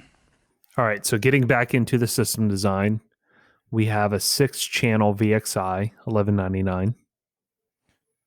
I'm looking for. Let's see here, some flax speakers. I don't know what they go for nowadays. 2-way, $649. There's a few 640. versions though, right? There's a slim version. There's a Yeah, let's just say $649. I'm pretty confident that's the. There's a PS 165 FX for $357, at least on Crutchfield. Not a Whoa. 2-way. no. That's the old. That's closed out of the cut. Yeah, you're Cut. wrong. Okay. Cut. Oh, That's the closeout of the last year's model. okay. Look for the ones that say Evo, Flax Evo. Flax Evo, right? It's going to be Oh, somewhere right. around $649. You're probably 100% right. I don't deal prices that much. Okay, so $549, $499. All right, we'll go with that. Okay, $549. I hope that at this point I'm not boring you guys to death trying to figure this shit out. No. All good. I love this stuff. I can't bore me with it. How much do you guys like your amps to match? I will tell you this. I know that you If- can't all the time, but if there's an easy way to do it, I'd love to have a match. But I am not stuck to it. In fact, we have a combination that we do in a lot of trucks that uses 2 different brands, and we do it over and over and love doing it. So yeah. It's just it's an aesthetics thing for me. If I flip the seat down or something like that and they're not both the same, it irritates me. yeah. Of course, if it's aesthetics, if it's going into like a trunk build, they got to match. Yeah, or I if got to they think don't, or if they don't, you got to hide the one that doesn't match. Yep. I got to think in this $3,500 scenario, we're not doing a super highlighted install. Nope. No, it's going to be 1 amp under one seat, 1 amp under the other seat. yep, and then make sure it lasts, and that's about all you need. Yep. No custom A pillars, nothing Nope. like that. Okay, so we got the amp. I'd probably go with a. We got the processor covered. I need an amp for a woofer and a woofer in itself. And the goddamn box. For those listening at home, we're at $1,748. $1,700 already? Jesus. $11.99 on an amp and $549. That's without labor. How much labor do you charge to put those front speakers in?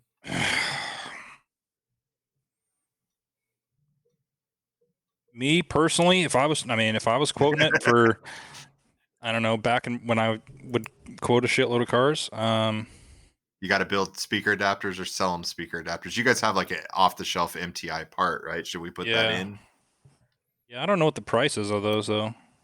If I was I'll see if building I can them, find it. if I was building them, I would probably if I had the laser and shit and can quickly cut it out and get a jig going.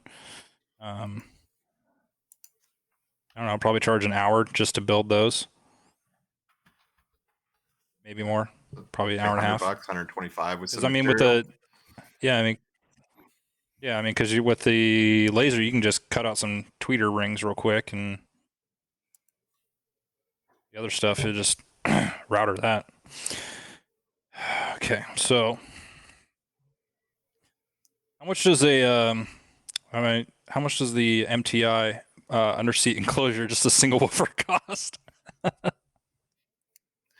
Hold on, I'll get there. in I would just defer a to second. asking somebody from MTI. Yeah, I don't know. Oh shit, Justin, what's it Right, right. cost? Yeah, I don't know. Let's find out. I don't know what they charge. I know their entry level box is like $300.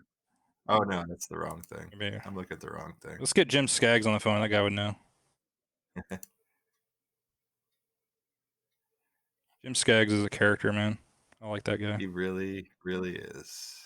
So the Stage easiest one. way that I've always quickly deciphered labor dollars Yeah. is when you take an hourly rate of about $100 an hour, you Mhm. factor in 9 hours out of a day, your minimum daily rate is going to be $900 a day. 950, you can do easy math with $1,000 a day. So you can imagine that a 37-day job would be about $37,000 in labor. With something like a $3,500 install, it's probably going to take you a full day to install. Yeah. So quickly you can $900. think that you have at least $900 of labor dollars, possibly up to $1,250 of labor dollars if it's a full day to like a day and a quarter. Right. I would agree with you on that. Full day's worth of work is about $900, Mm-hmm. give or take a few, depending on the shop and their rate and all that other stuff. Sub box was $380, by the way. God So- damn. So speaker adapters at $1.25. Front speakers at $549. VXI 6-channel $11.99. Sub box is $380. We're at $21.28, and we haven't actually started to install anything, and we don't have any wire, and we don't have a subwoofer, and we haven't done any sound 21.28. treatment. See, 21. Dude, this is fun. You're at It 21 what? 98? 21.28. 28. Okay. Well, let's fill it out with what your gut tells you, and if we're off, we'll figure out how we adjust it. We'll figure out how we get there. I would probably do some sort of like if we're just trying to get some sound in there and get it as good as possible, nothing really aesthetic, I would the JL, it's like a 8 JL slim box. You guys know what I'm talking about? It's ported. Yep. I don't know the price on that. I want to say it's right like $450, something like that. Let me look it up real quick. There's also that Focal box. That one too. There- I feel like that's more expensive though, and that's Yeah, the probably. route I'm trying to stay away from. Oh, why does JL have so many enclosures? Because that's know. what they're good at. Pro wedge, power wedge. The Can I just cheapest get one. What do you got? Yeah, you need like a W0 in a vented box. I mean, we're getting there. High output. price low to high. I like the W. I honestly really like the W ones. I think they're a great bang for your buck. Mm-hmm. Okay, so there's a 8W3V3 micro sub ported. How much? There is a 309. Taking Then it. there is a single 10 TW1. Oh, that looks bigger. Hold on. TW3 419 in a sealed box that looks like it would probably fit. You think the 8's the way to go? I think the 8's the way to go. And then if we do enough, 309. we do I think enough it's as power bad. to it, we can always add a second one later. Ooh, I like where your head is at. So we're going to take sub box and make it sub box / amp. JL8. I feel like this is a future Knowledge Fest project where we actually build these little cars. I think maybe we do a class with it. Who knows? We'll let everybody in the class kind of do it. Have you guys, not to go off topic too much, have you ever charged less because you wanted to just do it? 100%. Okay. Multiple times. Not the only I feel one. like when you're trying to create a portfolio, yes. Once you have a backlog of work, you can't. Yeah. Do you remember when I was showing you my carbon fiber pictures a long time ago? I sent you In reference to what? What were the pieces? I was making a custom enclosure from a friend's car, and I wanted to spice it up, so I did some carbon fiber, and it like bowed because I did the resin instead of the epoxy. It like bowed my half-inch piece up, and I had to plane the bottom of it to flatten it out again. It was terrible. Mm. But I think I sent you pictures of it, and I was like, check this out, and you were like, yeah, that's great. But I charged my friend because he's a friend of mine, but I came out of my own pocket because I wanted to fuck around with carbon fiber. Mm-hmm. And so that was kind of where that was going. Is Yeah, so like when I kind of learn on the fly, I do my research, but like when I did the Porsche GT3 enclosures where I vacuum bagged and resin infused the carbon. that shit's so cool, by the way. Yeah, Like- but I had never done it before that. Oh, really? Ever. I Right. watched. So I put somebody myself make in the a- position where I Yeah. was like, "Hey, this is how I'm going to do it." So I kind of forced myself how to do it. Obviously, we came out of pocket with the equipment, but as far as the time to do it like that, I charged as if I was resin infusing, his stuff. So Yep. I charged him for the time, even though I technically had never done it before, hoping that I wouldn't have an issue, which I didn't have an issue. It fucking worked out great. But I watched a ton of videos on people making hoods out of that, like how to make a mold, and that's a lot of damn work. I never really know where to get all of the work. stuff. Yeah, It's a ton of work. It would have been so much easier if I just skinned it like normal and just poured epoxy on it. But I was actually when I was looking up how to do that carbon fiber stuff, I was looking up how to do carbon fiber, right? And I actually didn't even realize it was you in your video until I was like, hey, that's Matt Schaeffer. I was like, Yeah, that's oh, that's fucking cool. You got like a fucking million views or some shit on that, but they won't pay you for it because you got like background music or something on it now. Yeah, so I had to like mute out the music to get monetized on the video. Gotcha. But yeah, it's great, dude. The people that get high dollar or high views on YouTube make so much money because just that video itself makes me like something stupid like $80 a month. Just that video. So what you're alone. telling me is when my kids bother me to make YouTube videos, I should just let them. Yeah. All right. Yeah, I'm gonna do that. 100%. All right. So I haven't really made any progress. So I have an important question. You're adding another amp for the sub, right? You're looking for another amp for the sub right now? I'm thinking so, because right now I might bump down the amp to like their 4-channel, and then just run the fronts active, not do a rears, and then maybe do like the JX amplifier because it's cheap as shit and will power that sub no problem. And then what you got wiring and stuff for that since you're running 2 different amplifiers. I mean, you're probably $300 in wire with RCAs, depending on the series RCAs. Well, keep in mind you only need one RCA with the VXI. Right. You don't need a bunch. Well, how are we getting input? What are we just assuming there's either an aftermarket radio or you have non-amplified F-150 or I'm going to assume whatever makes this work. So if they've got a Kenwood head unit already, I'm game for that. Okay. If they've got all right, well, we can play make believe. It's fine. I can run high level into it. I'm good with that. Okay. I think we're gonna just price out $300 for the wiring.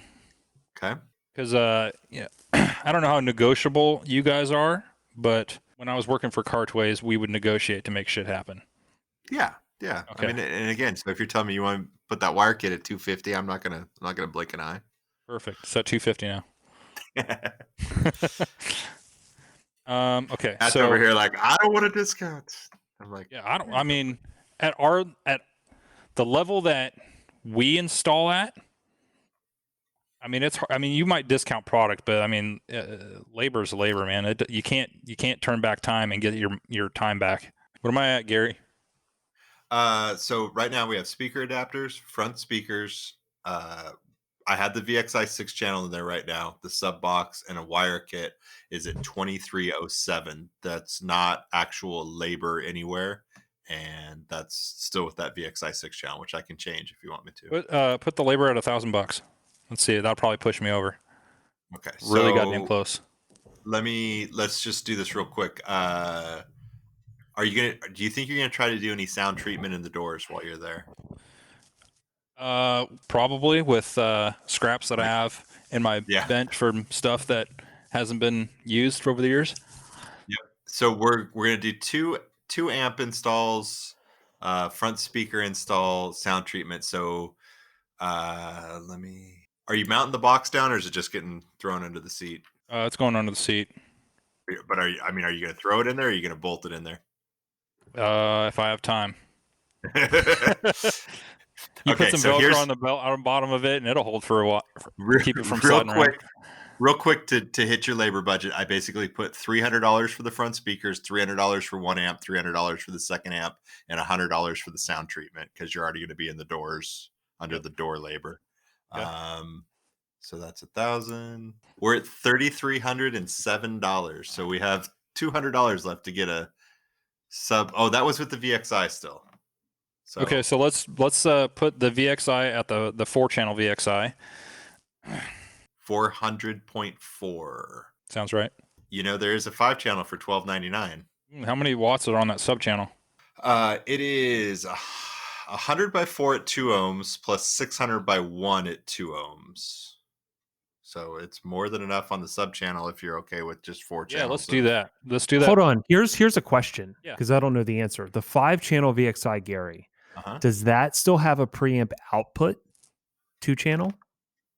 Because I feel like you could always upgrade in the future to a bigger 2-channel, and then you can take the mid bass and then you can add more power, and then you can run the tweeter and the rear off of that, the 4 channels of that VXI. I don't. And then the 5th channel can go to sub. But being at a 5-channel, I don't know if they would still have a preamp output 2-channel. I don't see it, but I don't know these amps nearly as well as you guys do. I'm not a JL dealer. Because that would add a nice little wrinkle for a future upgrade. Well, I was going to say the other scenario, and I hate to add influence here because it was not my goal to influence any of these choices. Well, I mean, it's a little different because we're sitting in here where I don't have product in front of me, and I can go, oh, that one.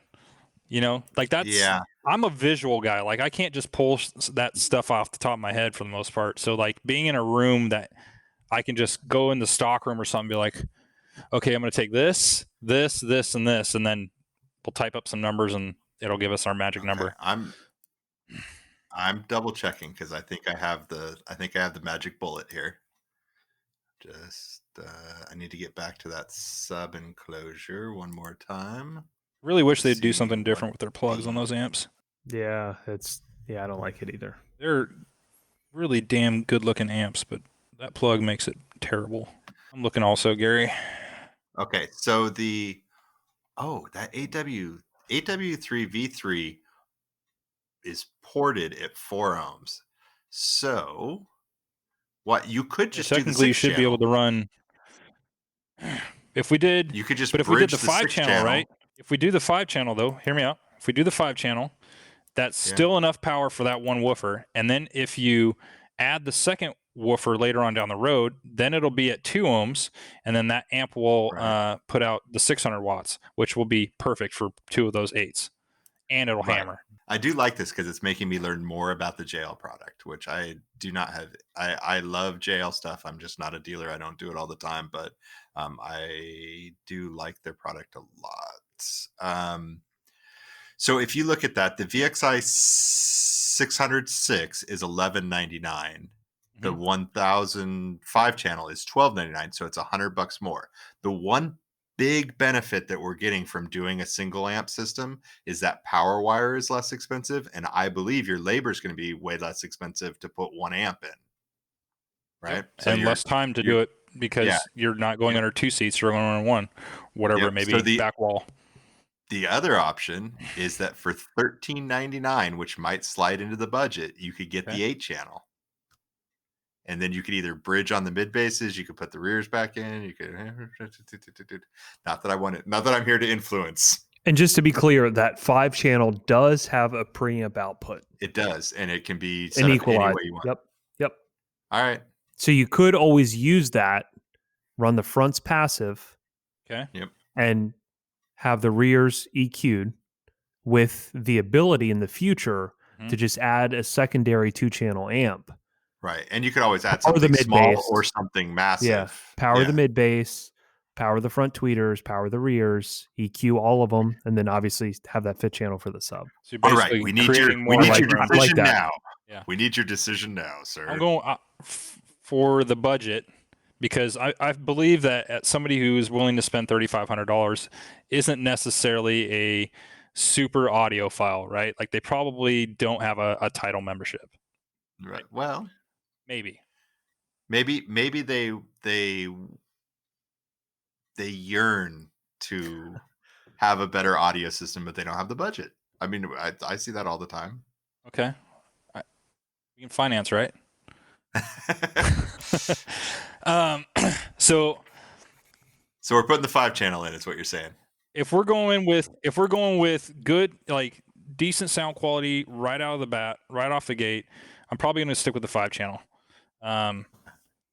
Just based on the fact that it'll sound good when it leaves, right? Like there isn't, you don't really have to upgrade anything. You don't have to buy another couple amplifiers, really pushing the budget even further, honestly, to get it to sound even better, you know? And So with if with the 5-channel, also like you were saying, Matt, with the 5-channel, that with that 5-channel being there, it does leave you that room to just have to rewire it too. So, yeah, we're gonna go 5-channel. We're gonna go with one of those JL subwoofer enclosures. So if you're doing a single amp, does that move the wire kit down to like $200, $150, 175? Well, yeah, because you don't need any RCAs at that point. 0 RCAs. You're just making your own RCAs for the input. Yeah.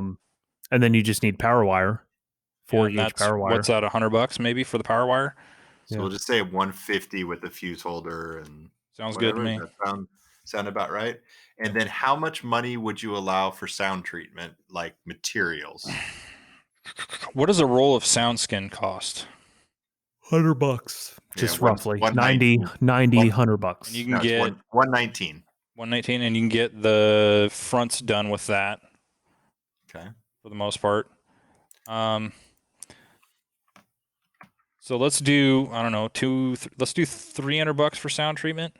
And that'll, if I can get away with it, you know, two rolls of it, and basically do the inner skin and outer skin of the doors. And then any other, I'll basically have a roll on the back burner or any extra for problem areas, because there usually is some. And then any money that I have left over will probably go into like either upgrading the speakers further or doing more sound treatment. You said money left over. Well, okay, so like you were like, I don't know what I'm at now, but the last time I checked, I was at like what, 3,200. So that's an extra $300. Here's where we're at. I moved the labor to 900, which was 300 for the front speakers, 500 for the amp install. But I see that as a little more than just a basic amp install. That's you're mounting the amp, you're running wires, you're doing the work at the battery for a fuse holder, that kind of stuff. Like that's an expensive amp install, but it's a done right amp install. You know what I didn't fucking think about is tuning. Oh, yeah. Labor for tuning. Well, here's how I think the easiest way to break it down, because I think as installers we get caught in the minutia of each individual thing. Mm-hmm. If you think about the job as a total, right? You're installing 2-way set of speakers, 1 VXI amp, tuning, a sub that you don't have to do anything for. You're basically just plugging it in, whatever, running the wire. Yeah. And obviously when you're in the door, you're just sound treating it, right? That's really the entirety of the job. Right. Can you do all that in one day? Yes or no?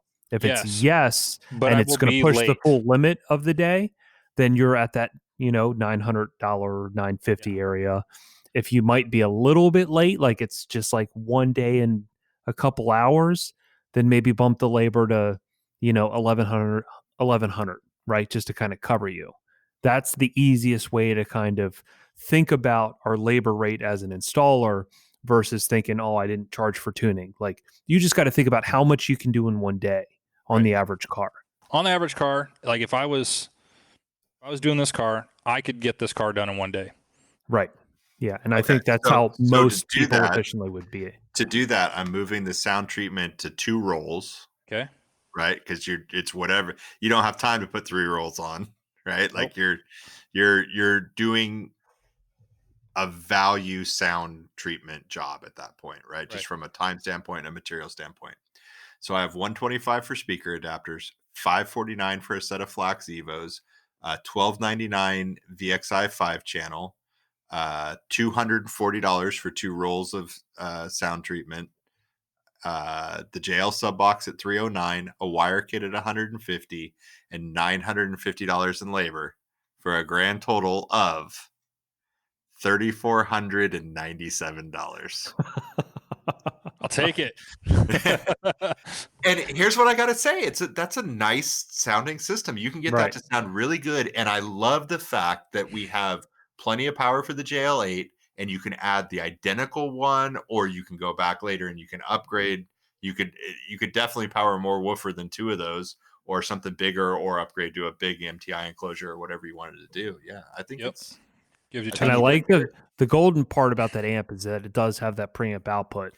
So Yeah. like you could run at the front two-way active. You can really give some power to the front mid bass. You still Yeah, have decent power for the sub. the fact that they did that is pure genius. I mean, their whole way that they do the marine version of that amp is based on that preamp output, going to multiple amps. And the cigarette boat I did 5 amplifiers, and they all use the preamp out of the main 8 channel that was in there Yep, with the to hub. We yep, did a boat that way this year too. yeah, It and was it awesome. looped through every single amp to give it all that EQ ability. And if you don't know that ahead of time, you're gonna hate yourself. But I mean, I guess you can turn on the high pass or the low pass frequency on the radio if you really want to. Yeah, I think you did good. I think that's a good solid system. And those, Matt, you're talking about putting more power later to the mid basses. We use those Flax mid basses a lot, and we beat them up. Like we give them 200 plus watts, and um, they do really well with them. One thing I've learned from Chris is the bigger speakers you can fit up front, usually the better. Like he is a big fan of 8s in the doors, so he will do whatever he can to get 8s up front. Yeah, me too. Yeah.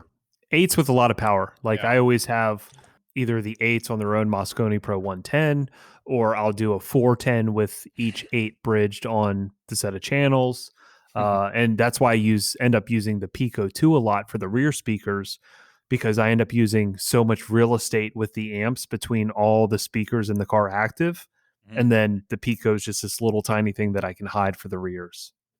So I have a question for both of you, since you both are involved with doing 8s in the front of the car. I don't do a ton of them. I think I've done in the last couple of years, I've done 2, one of which just left the shop, right? And the one that just left the shop was an existing install that had Utopia 8s in the door. And when we got the truck done, it came in for a retune and just some touch up, swap one amp to something better, and just kind of a fix it up. It kind of been around to a few shops, and customer wasn't quite happy with it. So I got it all the stuff we were set up to do, and I went to tune the car, and the doors were buzzing like crazy, right? And it's a GMC truck. They're not the most solid door panels. We just had Nick on talking about his truck and putting clay in the doors and lead shot and all this stuff to quiet them down. We did a lot of work in the doors to quiet them down. And part of what we had to do was rebuild the door speaker adapters. And those are the ones, I think, Matt, I told you, we did 1/4-inch plate steel. And then Jesus. bolted nut and bolt all the way around the outside to strengthen the door and to push the speaker back into the door so that it wouldn't make any contact with the door panel itself. And then we built an adapter that funneled the energy into the car. And again, by the time we were done, we had days into the doors, days, right? And it took a lot of work to get when we talk about getting every inch of everything out of those doors, Mhm. Matt, that was an AS 100.4 bridged onto a 3 ohm driver. That's Mhm. 450 on tap per Mhm. door. Mhm. Jesus. And yeah, I mean it's a serious system. Like That's a the fucking truck, pissed off mid bass drivers. yeah. Yeah, Yeah. like I told But you about the Escalade, we had the two 8-inch Utopia M8s yeah, all on their own Moscone Pro 110. You know, yeah, each one had its own Moscone Pro 110. Like that door, when I say it was like a tank door, it was like a fucking tank door. Like yeah. when you shut the door, the fucking Escalade would like rock back and forth. Like there was So that much weight. so my question is for those that it sounds like both you guys do eights on a regular basis in not in scenarios where you're building tank doors, right? Like, Mhm. is the 8 worth it? Like, I don't feel like you're maximizing what you can get out of the 8 unless you do all of that work. You have Unless you're like putting So power. here's what I always like to say is that I would much rather have a system that is more efficient rather than inefficient. And by that, I mean, I would rather have um, speakers not playing at their max to perform, right? I Right, would rather have a speaker play easier to get the right. same output. It's gonna sound less, it's gonna sound effortless in comparison if you're not Exactly. moving the speaker as far So as yeah, in a worst case scenario, if you're not getting the maximum out of it, you're using the system in a more efficient aspect because you're not asking that 8 to move as much as the 6 to get the same output. Yeah, I feel like in some of those scenarios, the question I always have though is like if you took that and you did a good 6 instead of the 8 or a similar 6, whether you're doing Illusion or Mhm. Utopia 8s versus doing the same speaker in a 6, the 6 I just feel like you can get the same output. The door is going to resonate at the same point, right? Whether you're working the 6 a little harder or the 8. I don't know. Just kind of interesting I to mean, me to think about it both ways. Yeah, and I think generally also another thing that I always think about is, and this is for a whole nother episode, maybe on tuning, but the standing wave of the vehicle coming into consideration, where you're trying to catch a quarter wave, half wave of whatever that frequency is to take out cancellation. So you're trying to find the perfect crossover point for that car. And sometimes it's 63 hertz, where that's more advantageous for an 8-inch woofer rather than a 6-inch woofer. Gotcha. Yeah, So the excursion really yeah, comes into yeah. play. Depending on the standing wave of the vehicle and where your crossover point is for your sub with mid bass, the 8 versus 6 is going to come into consideration there because some cars are just going to work better at that crossover point. so when we do eights, Gary, at least when I do them, we sound treat the shit out of the doors every single time.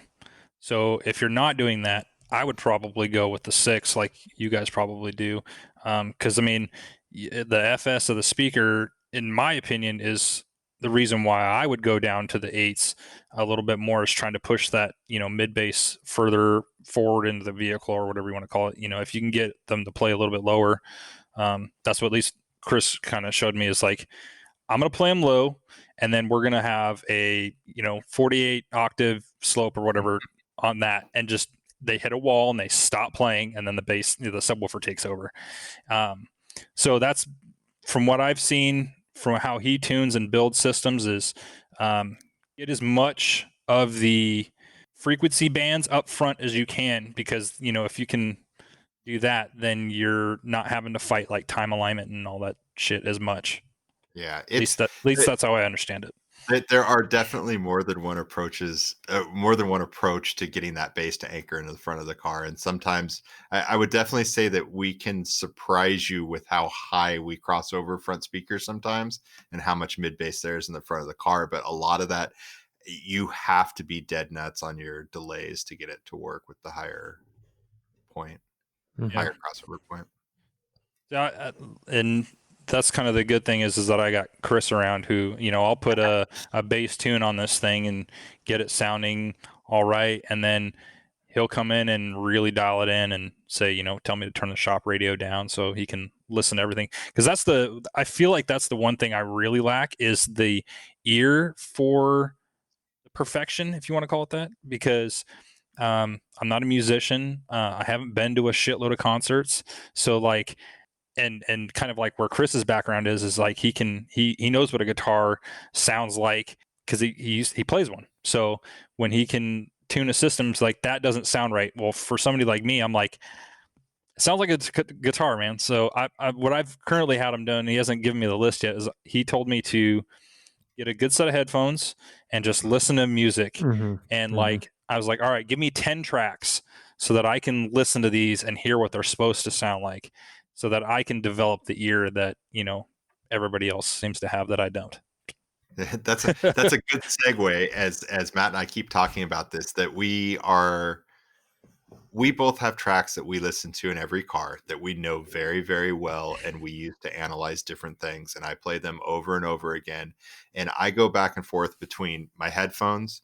I have a set of ELAC Class AB amplified studio monitors set up right on my tuning bench, that if I'm in a car and like something doesn't seem right, I can go back out, I can put my headphones on, or I can listen to the studio monitors and I can hear what I'm used to hearing as a reference, and then get back in the car and be like, yeah, it's not right, or it is right. The big thing with that tuning and what you'll notice as you start to get more and more into that with the RTA is that you'll use the RTA to identify the problems that you didn't know you had. And that may be a delay issue, that may be an equalization issue, that that could be a speaker out of phase, that could be a lot of things that as soon as you get to the measurement side of that, you'll see that and you'll grow with that stuff. Yeah. So yeah, that's kind of like where I'm at right now as far as getting the be better at tuning and stuff, is identifying what it's supposed to sound like. Yeah. Yeah. I think in one of the next couple episodes, we need to get into some good demo tracks that you and I both use on a daily basis. I started a Hotel Spotify. California. No stairway either. So I started a Spotify playlist that I'll put onto the Instagram page. And then as we talk about songs that we use, maybe we'll each bring one a week, or, one of us will bring one each week, and we'll put them on that Spotify playlist so you guys can listen along. I'd listen to your podcast just for that, honestly. I mean, I do anyways, but I'd listen for that. I listen to your guys' podcast specifically because both of you guys, I look up to you as far as in the industry, but I also want to learn some shit. Like when you talked about the Tesla and how it drains all the goddamn batteries down, and you had to put a big ass resistor on there to like combat that. I'm like, oh, sweet. I'm going to remember that for whenever I do a Tesla, So awesome. I'm always trying to pick up knowledge when I can. So it's cool stuff like this where what you guys are doing for the industry is definitely good for it, and I appreciate the shit out of it. Well, thank you. Yep. Thank you. Yeah, it's fun. If anything, it's just Gary and I not being able to talk at events anymore. So it's like we're just like catching up now on a weekly basis, which is really fun. Yeah, keeps us enthused. The last SEMA that went on, I was like, all right, who do I get to meet? Because I've never been to SEMA before, and I was like, I want to meet a bunch of people. I wanted to meet, Carlson, and I got to meet Gary, which was pretty cool. And I was like, where's Schaeffer? That's the guy that like kind of turned me around, because I was stuck in the grind, right? And I was like, where's Schaeffer? I want to meet that guy. And you left. And I was like, God damn it. So there's always next year. We've never physically met before, have we? You would have known. There's always next year. There's always next year. Yep. Yeah. Well, hopefully there's next year. Yeah. Hopefully. Hopefully not everybody dies. And we can actually have Knowledge Fest next year. Because that's one thing I've always wanted to do a Knowledge Fest. So what's next for you? Work. More work. Just taking it all in? Yeah. I was really glad that I won the award, but I wanted to win it at Knowledge Fest because I hadn't experienced Knowledge Fest and all that jazz. So, but what's next for me is that makes two of us. We both didn't get to enjoy it in front of people. Yeah, I heard your story. I didn't even win. I got to get up on stage. So it was fun having you on. Yeah, I'm definitely. I'm glad we finally got to do it. And thank you. We haven't. I guess we both get our bottles in a day or two, so we can't cheers you and talk about the whiskey that you provided. But Gary and I are both getting a bottle of something. We hear it has a Texas bag around the bottle, but it's actually made in Canada. maybe So, that can, um, maybe that'll be the thumb picture. that's going to be fun. I'll see if I can find that Camry, but I highly doubt I have pictures of it, and I'll send That it would to be you guys. awesome. That would be awesome. Because that car was god awful. It sounds awesome in its own way, Yeah. much like Matt's minivan. Yeah. All So, right, guys. Yeah.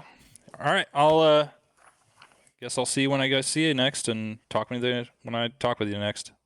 Appreciate And it. again, congratulations on the award. Appreciate it. And that's definitely a video that I won't forget, just because of how organic and how the reaction was. It was really cool. It was really awesome. Did you So- happen to watch you watched my installer of the year video, right? The one that I submitted. Mhm. Did Yeah. you watch the whole thing? Most of it. Okay. I was just curious. Most of it. That's cool. Yeah, I put it on while I was actually like wiring amps in a car, so I just had it sitting there for quite a bit. Mhm. So yeah, I watched a majority of it. That's cool. I'm glad you took the time to do that. I appreciate that. Yeah. I busted my ass on that thing and pretty proud of it. So Yeah, a lot of people will never know what actually goes into those videos. Even for people that don't spend a lot of time on it, I'm sure even for them, it's a lot of effort. But yeah, if you take it seriously, it's a fucking shit ton of effort. it's a lot. So And I was probably, I don't know, 90% happy with it, but there was a lot of things I wanted to do, but because of time constraints, I just put in the basic fade filters, and I was like, if I got time, I'm going to go back through and put motions in my pictures and stuff. And yep. I mean, the fun thing about that is you basically handle it like an install. You have a certain amount of time, you do the best that you can do, and that's your product at the end of the day. there was one particular point where I forgot to take pictures of the beginning part of the install, and I just put them on Procreate and drew my steps in Procreate, and then just animated it all together to try to explain what I was doing. There you go, and that's the effort involved in the whole thing. So that stuff does not go unnoticed. Hell yeah. Gary, when are you going to run? So you just dominate everybody. Remember, he's rookie of the year. I keep holding out to doing rookie of the year because I've never All ran. you literally would have to do is just be like, "Hi, I'm Gary Bell, and this is my install of the year video," and then cut, and that's the end of the video. And then you would send it in, and they'd be like, "Fuck, he's got my vote." Oh, All right, yeah. I'm gonna let Matt get to bed. Yeah. I always get the brunt of these late night podcasts. Yeah. But Yeah. Hey, you chose. it was good. You chose the What time do you have time, to- Matt. Hey, What time I love it. Yeah. What time do you go to work in the morning? 8:30. Not bad. But That's I got to not wake bad. up with kids and get them to school and stuff like that. So it's earlier than I know that. I know what that's like. I got that problem too. Brutal. Yep. But I got a kid who actually wakes up to his own alarm clock and helps get my daughter ready, which is fucking great. So, Wow. Pretty awesome. all right, guys. Better parent than me. Yep. All right. No, Alrighty. I'm not the role model parent. All right. I'll see you guys later. All right. Take See care. ya. Thanks Bye. for being on.